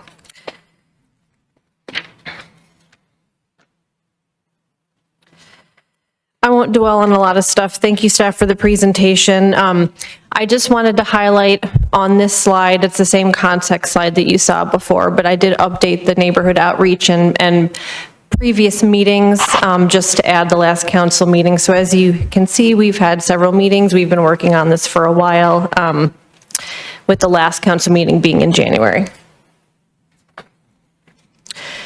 And I also updated our project history. So we started this project with 457 units with a density of 3.12 units an acre. And after several iterations, we are now at where we are today, which is 335 units with a maximum density of 2.29 dwelling units an acre. And the summary of changes, we've reduced our overall units by 122 since the beginning of our project, and we've reduced the overall density by 27%. And we have removed the townhomes, which I think is the biggest change since last time. But I do want to note that the road improvements that we are showing have been the road improvements we've been preparing to do since the beginning, based on the 457 units. As you saw, this is our updated plan. We removed the townhomes that were in the middle, but we still have the 3 different lot sizes that we've had since the beginning of our project. And this slide highlights exactly where we made that change, right in the center of the project where we removed the townhomes. This slide is just to remind you of the types of homes we're planning for this neighborhood with the different materials and quality, just to remind you what we're planning. And we mentioned this last time, but this is an example of the enhanced landscaping and buffer that we are proposing along Vincent Road. And just to quickly highlight some of the zoning conditions that are pertinent to this change, we're limiting the use to single-family detached with the maximum density of 2.29 dwelling units an acre. We did add language to the condition about the pump station, about the upgrades to GL3, which is highlighted in 18.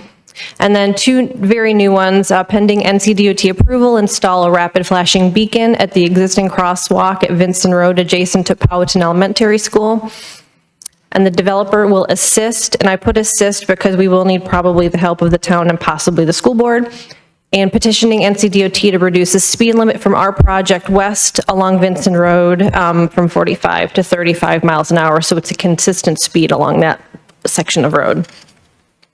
And one very last condition that we are adding that kind of came through at the 11th hour, so it did not make it into this presentation, is developer is committing to pay a fee in lieu equal to 25% of the estimated cost of the construction of the future gravity line that would connect to GL3 pump station to our pump station. Construction estimate to be completed by a mutually agreeable third-party engineer. The fee in lieu to be paid prior to recording of our first plat. And these are the same, again, the same road improvement conditions that we've had since the beginning. I just want to again highlight that the Glen Laurel Road and Vincent Road road improvements have been the same since our first submittal at 457 units.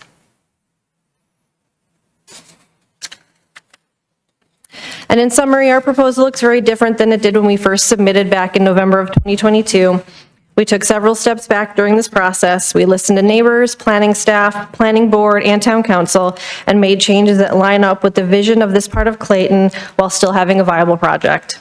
And we feel that this last revision addresses the concerns with density and unit type while still committing to a quality development by providing commitments to quality and a variety of neighborhood amenities. We've also been able to keep all of our road improvements, including the significant off-site improvement at Glen Laurel Road and Vincent Road, with every density reduction we've made.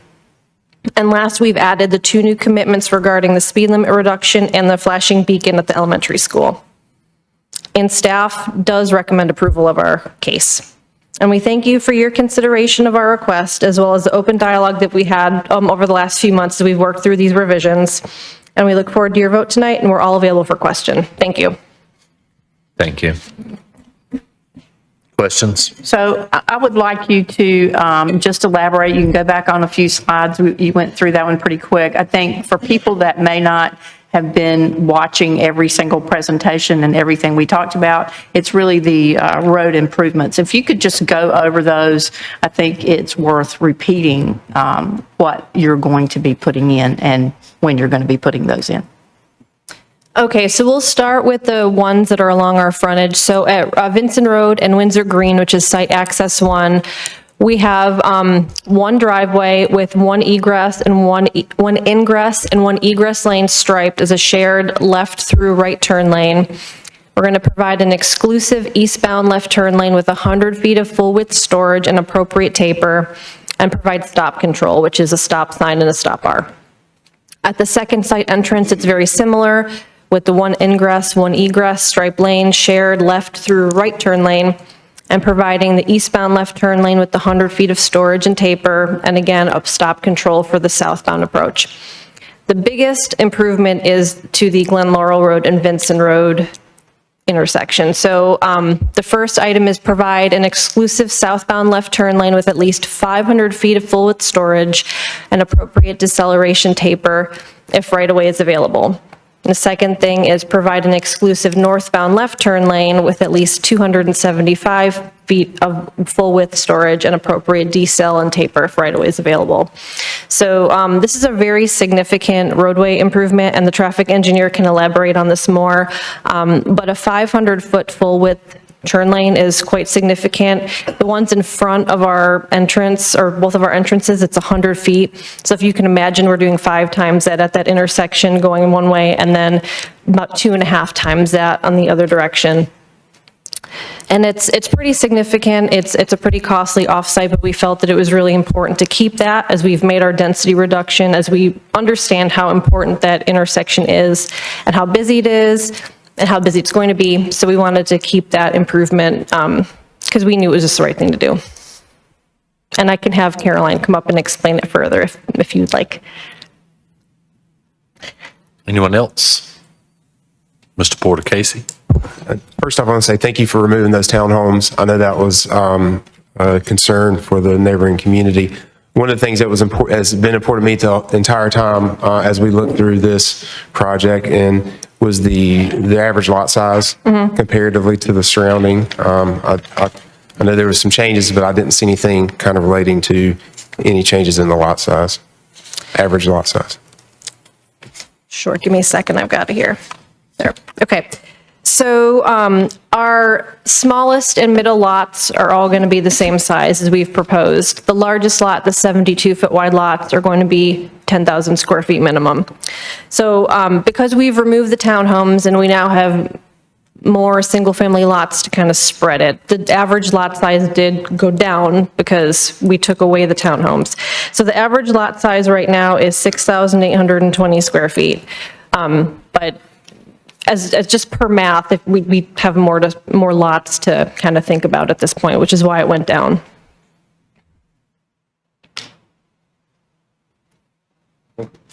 You're welcome.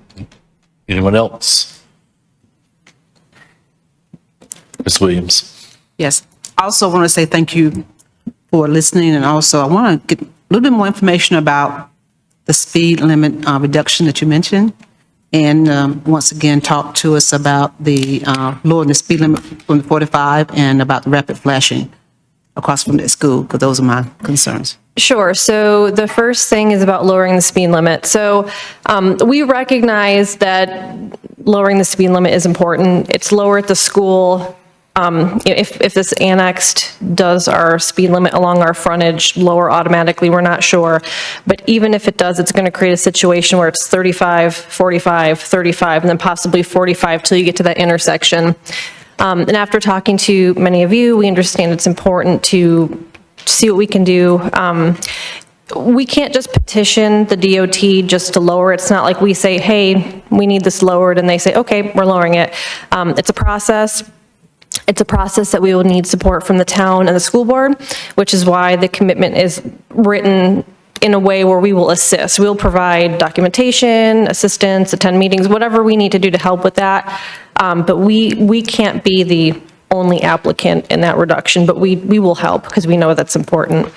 And for the rapid flashing beacon, there is an existing crosswalk across Vincent Road at the elementary school, and it's just a striped crosswalk. I think there might be a sign on either side, the typical just yellow and white sign, but there's no lights. So the rapid flashing beacon will, it's a lit up sign that will flash when somebody's crossing the street, and drivers in either direction will see that flashing light, and it will cause them to slow down quicker, or it gives them more of an alert than just a regular average crosswalk sign that doesn't have lights. You'll often find those at, I guess Greenway trails have them frequently. I know there's one near where I live where the tobacco trail crosses the road, and there's a flashing beacon. It just lets drivers know to slow down, and it gets their attention better than a regular sign.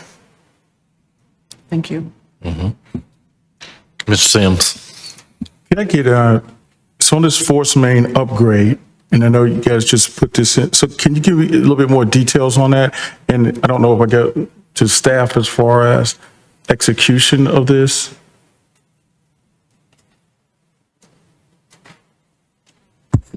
Specifically, questions, do you have questions for the applicant, or you hear from them, or do you have questions for? Maybe them from a definition standpoint of what this is going to, I guess, entail, or is that going to be you, or, and again, how are we going to execute this?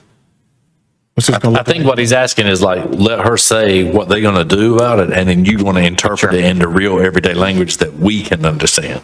Thank you. Now I got that. Thank you. That translation. Yeah. So do you guys want to provide then an update to, you spoke briefly on the condition, but I guess share where that stands and updates that have been made to that, and then I can certainly weigh in. And I am going to ask either Bill or Pat to come up and speak. I'm not a civil engineer, so they can speak more intelligently about it than I can. That's fine. All right.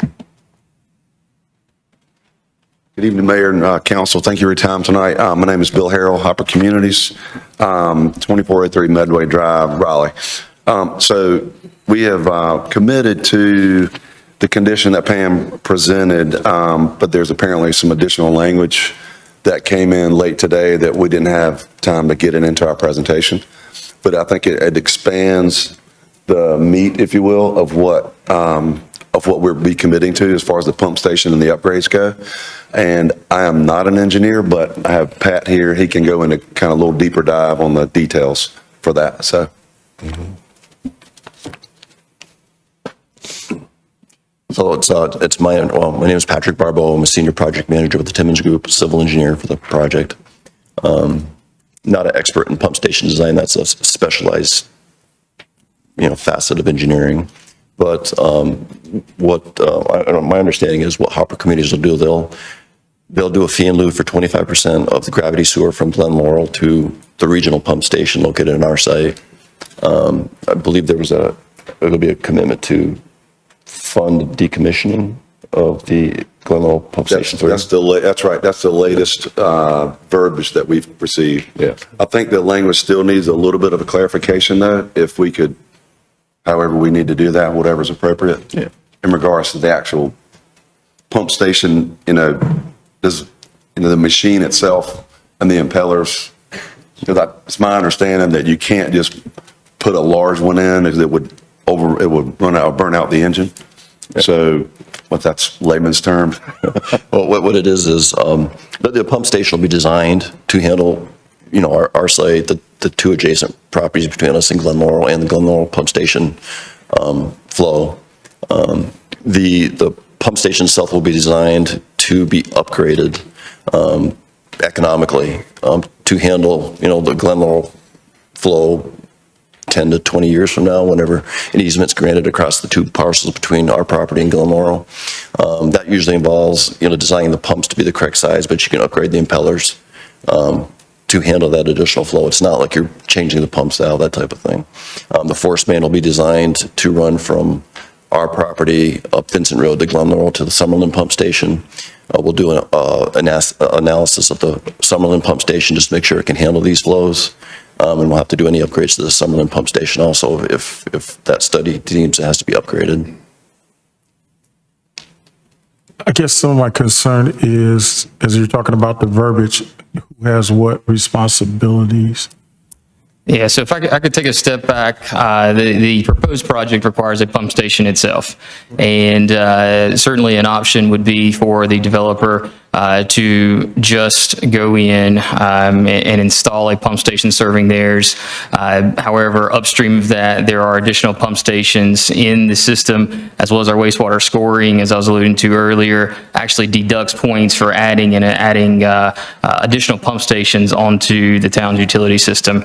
And so a proposal has been, and some discussion in the previous meeting about abandoning and offlining the pump station that is just upstream, so just up the river from the proposed site location.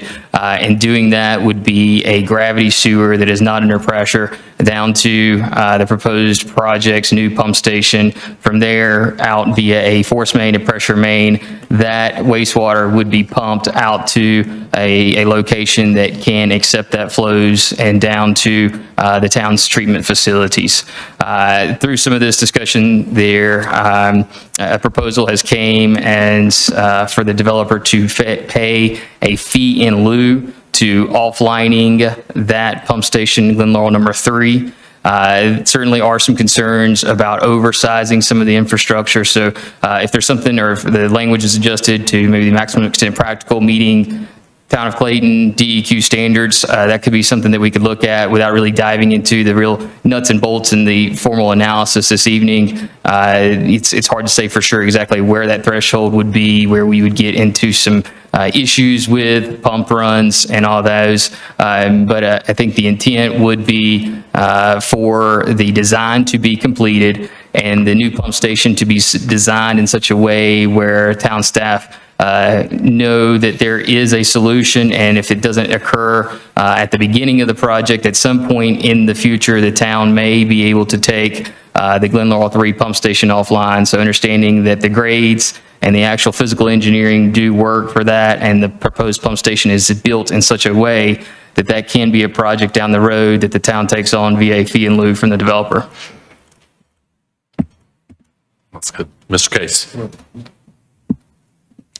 So I just want to get some more clarification on this. So taking Glen Laurel pump station number 3 offline or upsizing at some point in time, what is the process, or which direction are y'all planning? I know that there's an adjacent property owner that's concerned and is not interested in offering any type of easement. So how is this going to be routed, I guess, basically right now? And you remember the landowner was here at the last council meeting, and he voiced his, like I said, his commitment that he will not allow a sewer easement on his property. The way Glen Laurel would be taken offline in the future would be that land would come in for development in front of the council, and dedicating a sewer easement would be part of that development approval, if that makes sense. So you're saying when that said landowner decides to develop his property at that point in time, an easement would be sought out? That is correct. But not at this time for this particular project? That's correct, yeah. I don't see any city of Raleigh come in and condemning his property to make him give an easement. So the only way that easement would come to fruition would be he'd come in, or somebody would buy the land and develop it, and you'd have to attach that easement as part of the development approval. Okay. All right. Thank you. Mr. Casey, if I may, just to clarify, for your current development, so you would not be, to serve your current development, you don't need to get an easement from the neighboring property. You'd be building a pump station, and the force main would be routed back out to Glen Laurel to connect in a different location. That is 100% correct. Gotcha. Thank you for the clarification. Ms. Archer. Thank you for all of that detail. I really appreciate that. And just to, seems like maybe there's just a little bit of clarification I want to get. I liked Joshua's statement, the maximum extent practicable. Is that the word we use? Because I know we were discussing language for this issue over the past couple of weeks. And so I think the main part I wanted to ask Joshua about, and then for you to confirm, would be you had mentioned a moment ago that the design would include whatever's needed to offline Glen Laurel 3 to the new pump station. And so I wanted to clarify that language is currently represented in the condition, or how we need to word that, because that was, if I'm saying that correctly, and if Joshua, if you could clarify or put it in better terms, but basically to make sure when the day comes that what's installed is designed to take what it needs to take at that time from Glen Laurel 3. Correct, yeah. I think the best case would be for the gravity interceptor to be designed such that we know what the elevations and the wet well depth must be for that to be performed in the future. So I think staff would certainly recommend that the condition be such that the design is complete by the developer's engineer as the new pump station is designed itself. That gravity interceptor is also designed such that the new proposed pump station is built in such a way with certain depth and in such a way to receive that interceptor in the future.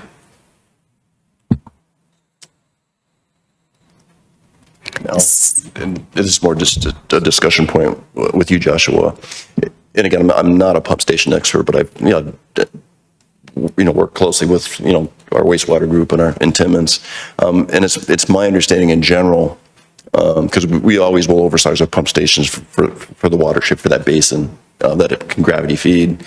And from what I've been told over the years is that, and this has to be an analysis for our wastewater group, but if a pump station is designed to run, if the pumps are initially designed to run at full capacity, they will short circuit and they will burn out with it. They'll have, a much shortened lifespan. So what we do is we go and we design the pumps so that we know they can handle the build out, the future build out in 10 or 20 years with minor upgrades. Like I said, pumps have impellers. You can upsize that impeller or something like that. So relatively simply, the pumps can be brought up to full capacity, but not at first, because you might, it might only get 75% of lifespan or 60% of lifespan. It starts and stops too quickly, and the pump just, it's like when you oversize your HVAC system, right? It just runs too quickly, and your HVAC system will burn out prematurely. It's a similar concept with a pump station.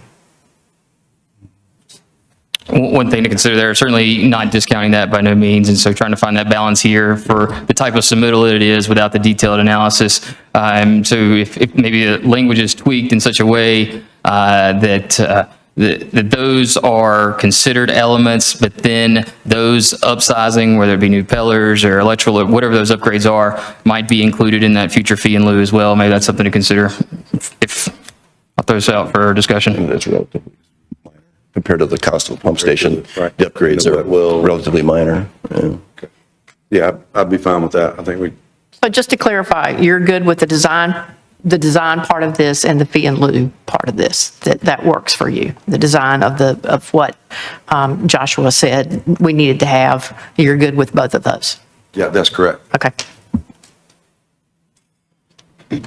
Thank you for clarifying that, and maybe there's a little ways to go, but I'll check in on that. But for the folks who are listening and here in the audience and that sort of thing, I once again, and I hadn't gotten to say all my comments yet, but I once again wanted to state that this is kind of an over and above gesture.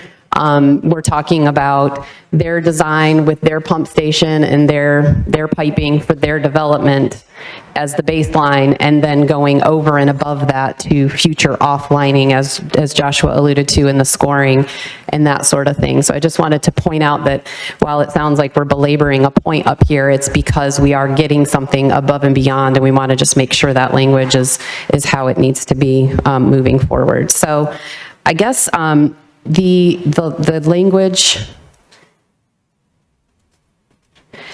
it looked like a lot of it stayed the same. If you wouldn't mind pulling up the most recent version of that condition, I believe in your new slide deck, it was a condition number 18.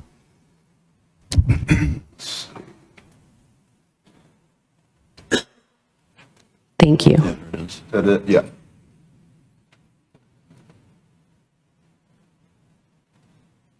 So I think number 22,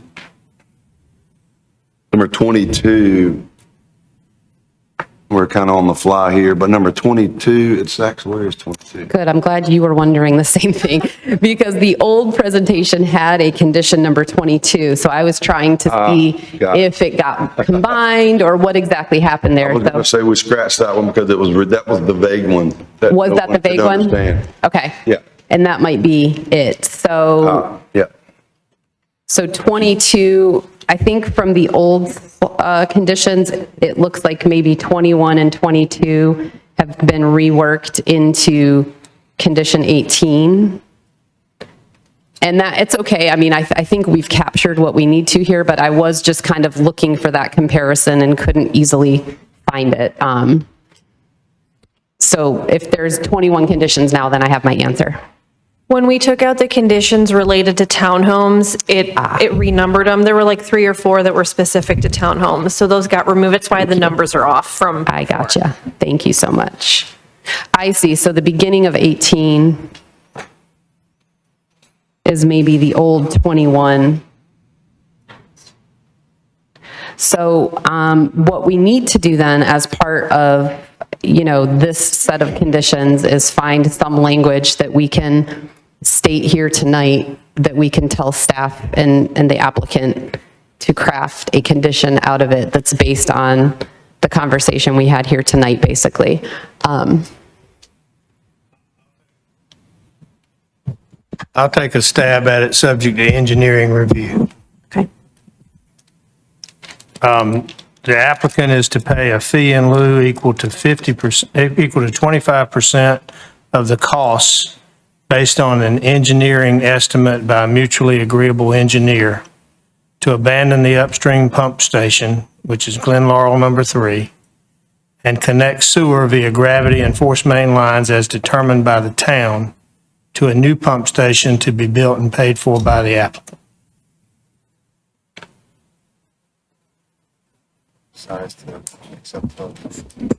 The one thing may look to clarify further is just the sizing of that new pump station to be built by the developer should be built to the maximum extent to take the flows from the adjacent properties and Glen Laurel while meeting Town of Clayton and DEQ standards.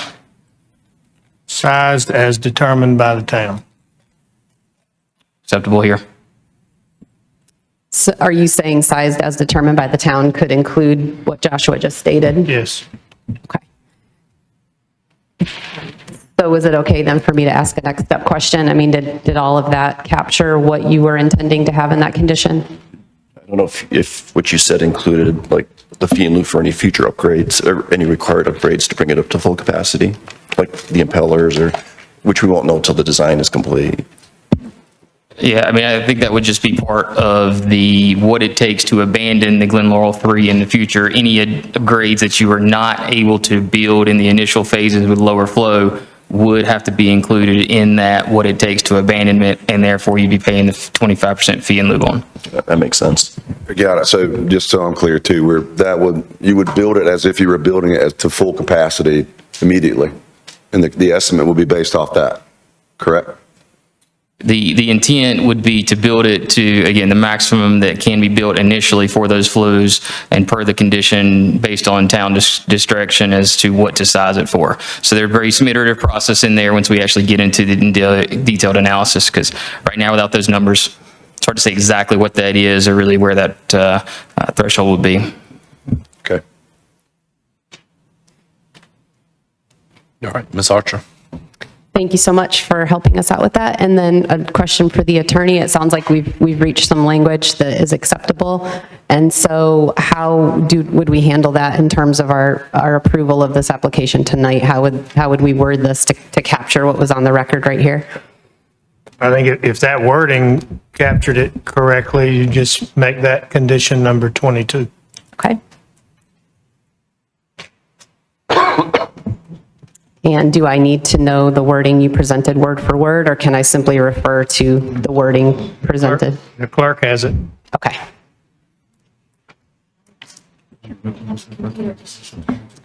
We might be having a computer issue, so It's condition 22 as read by the town attorney. thank you.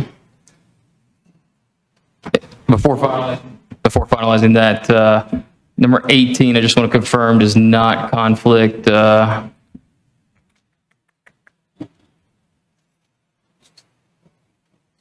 I believe that still, it does not conflict. I just want to confirm. 18 still can remain as written in addition to 22.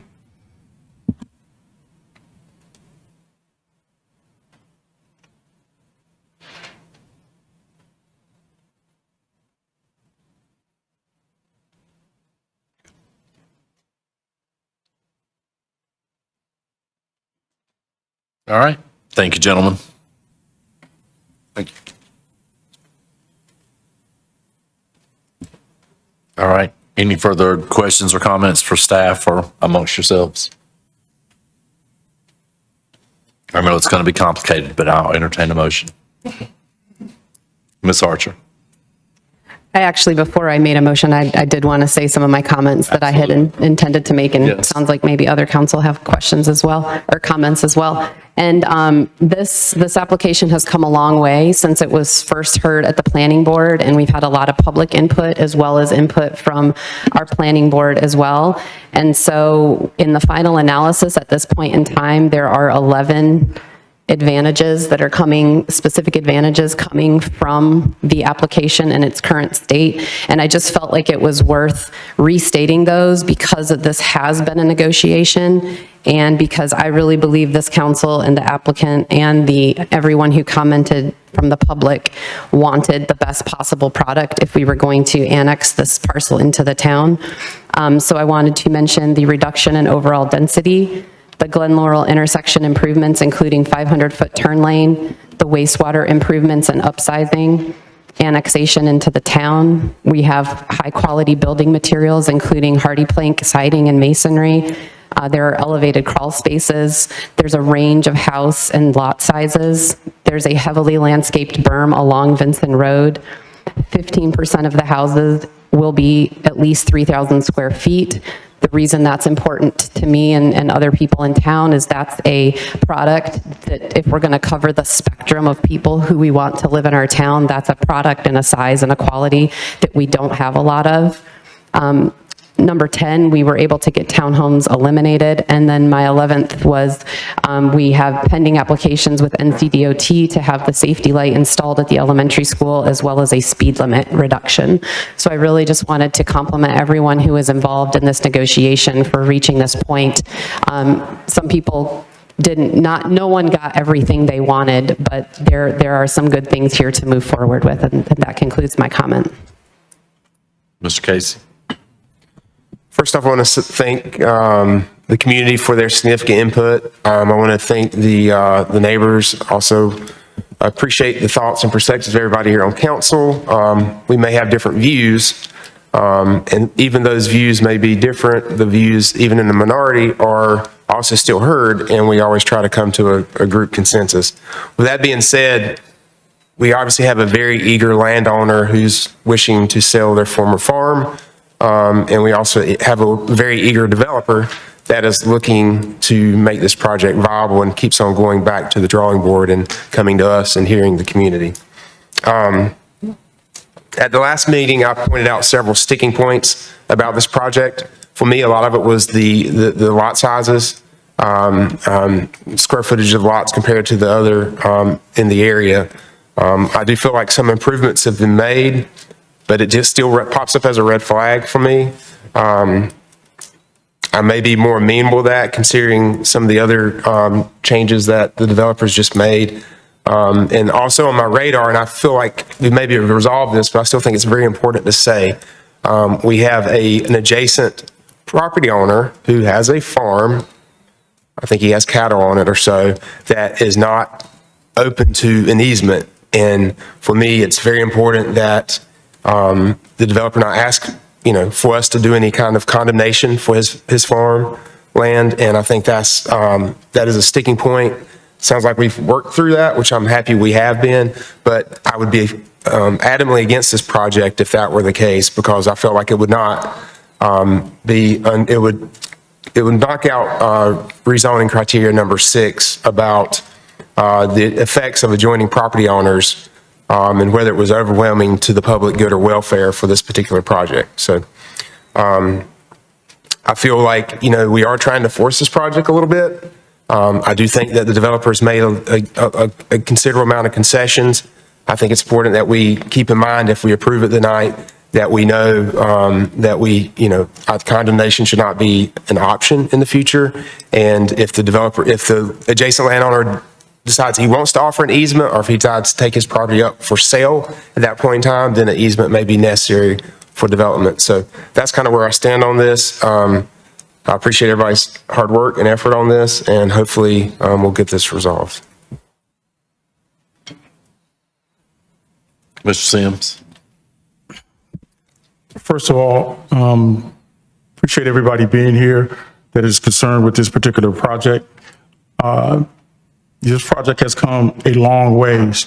When I got on council 2 years and 3 months ago, from what we saw and came before us then to where we are at now, is truly amazing. The mayor made a statement, I think it was at the last one, that in 19 years, he's never seen a developer do these many concessions.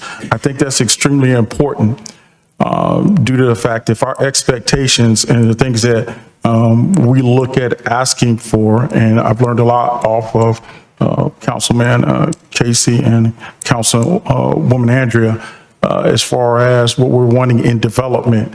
And when we see these individuals that are bringing this to the table, and at what point, I guess I again asked that, how do we not reconcile to some of the things that they are looking to give into?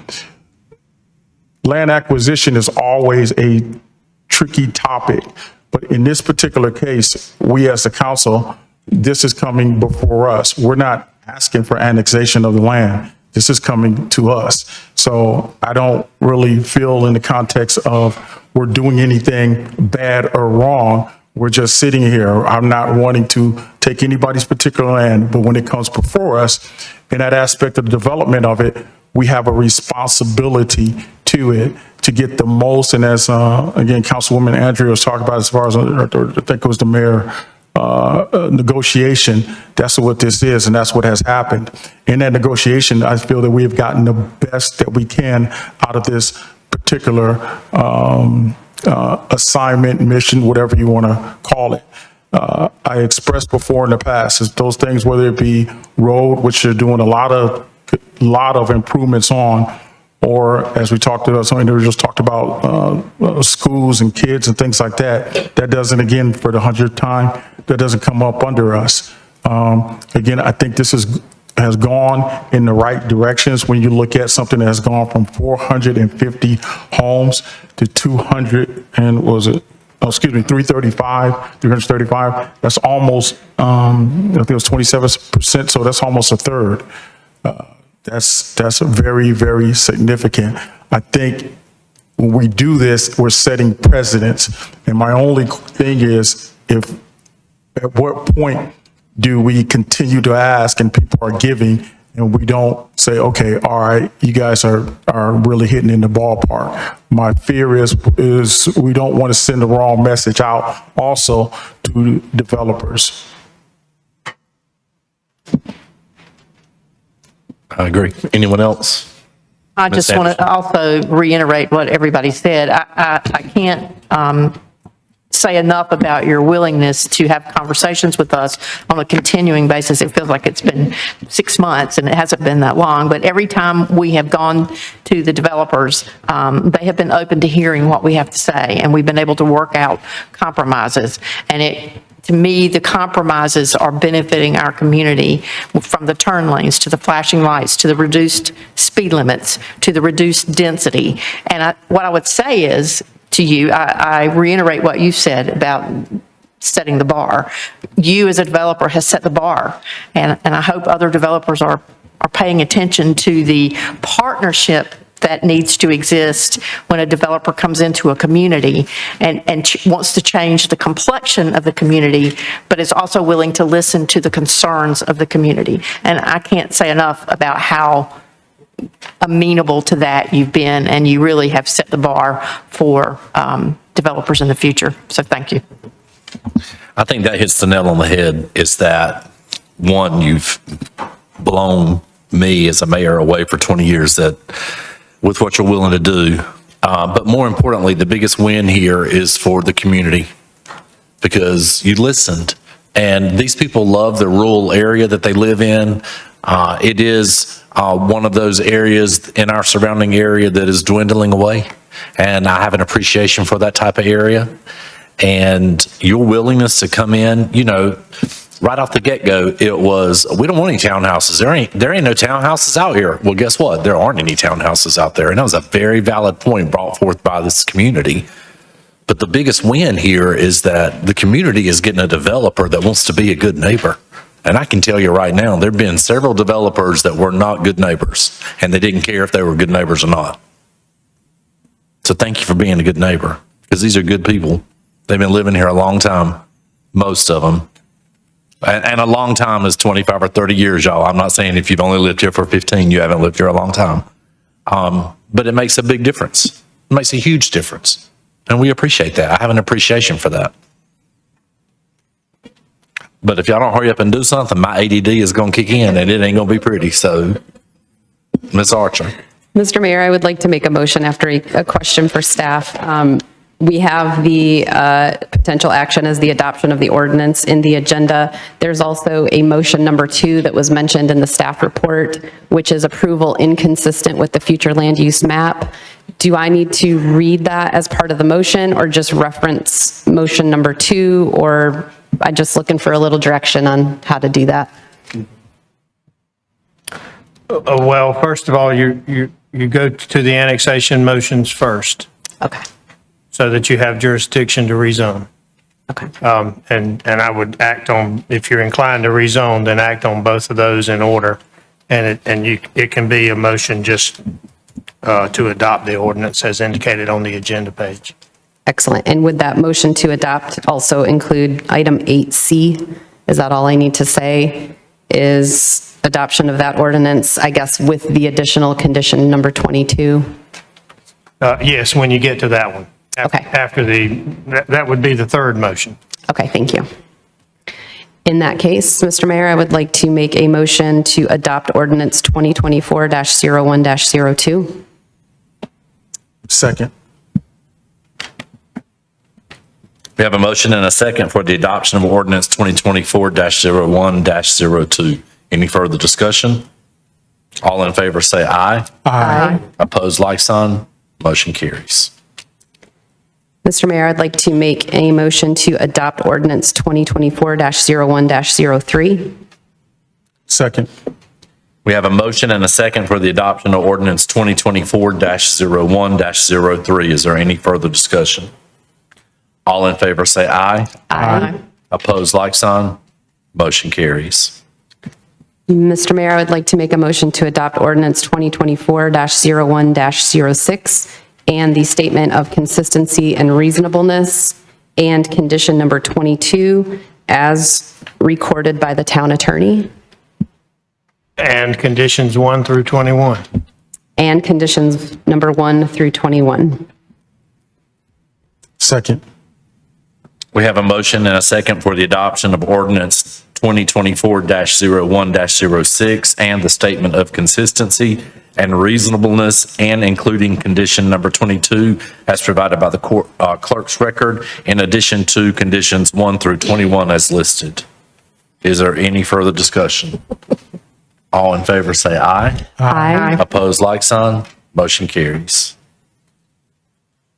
And then a question regarding the next item. Is there any amendment that needs to take place for the wastewater resolution, or is that good to go?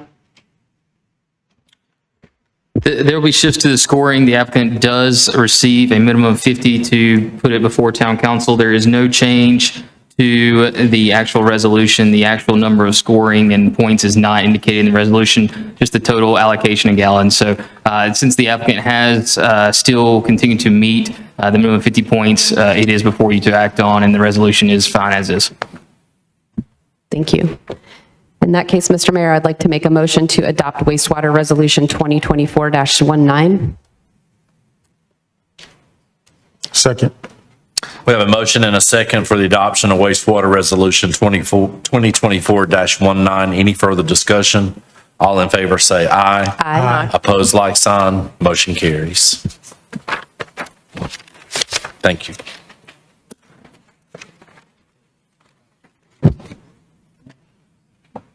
Okay. Up next, we're going to jump into staff reports, beginning with the town manager. Couple just quick updates, somewhat late breaking here, so I want to make sure that you are all aware. Communications has put something out, but as of this afternoon, we received word that Norfolk Southern will be shutting down the crossing at 42 East and Highway 70, so basically between Front Street and Highway 70. That section will be closed starting tomorrow at 11:30 a.m. They're anticipating approximately 8-hour shutdown, so the morning commute should not be affected. However, lunchtime and through the evening commute will require folks to seek a detour route. I believe Nathaniel's going to pull up a quick diagram that was sent out today by NCDOT just to notify everybody, but we typically would like to have a little bit more than 24 hours or so notice, or less in this case, but in the spirit of to try to make lemonade out of a lemon. This has been posted on social media and has been pushed out.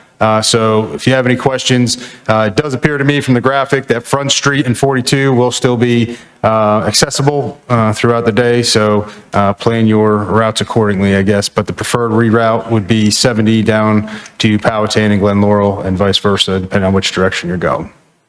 Are those the only two means we have by mass communication getting out fast? I was going to say, right now, social media, and have we done I'm going to look to Nathaniel to see if there's any other opportunities. We reached out to our media outlets too to put that out. I sent an email directly to Brian Trader. He's normally pretty good about putting stuff out and letting the public know for us as well. So again, apologize for late breaking. We get it out as soon as we can. But hopefully, again, with it being a little bit delayed in the morning, folks will be able to understand for afternoon and evening traffic. Two other quick things. One, Chief Raines, a couple meetings ago, or may have been last meeting at this point, mentioned to you about the SAFER grants regarding being able to request grant funding for additional fire personnel. That window just opened, so they are pursuing that. We will be creating a grant application, so more to come, probably closes in the next 30 to 45 days, and we'll let you know once that's submitted. Last but not least, just a couple quick dates. Just want to on March 23rd, Parks and Rec will be having the Easter egg hunt at 10 a.m. 3:23 here at the Clayton Center, we have Fairy Tales on Ice at 4 o'clock. Get your tickets now.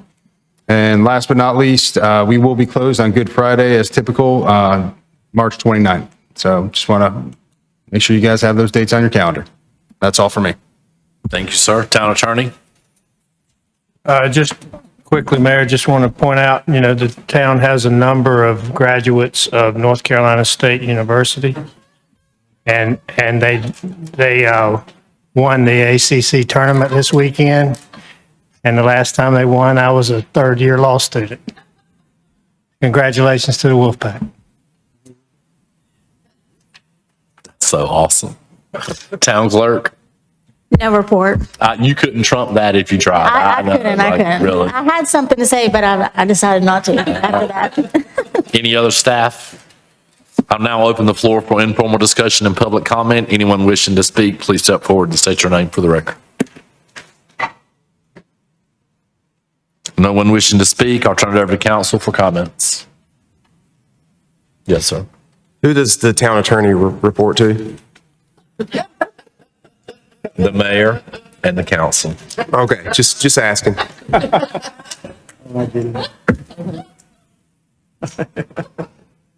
And just so everybody knows, there's only one Carolina, and that's East Carolina.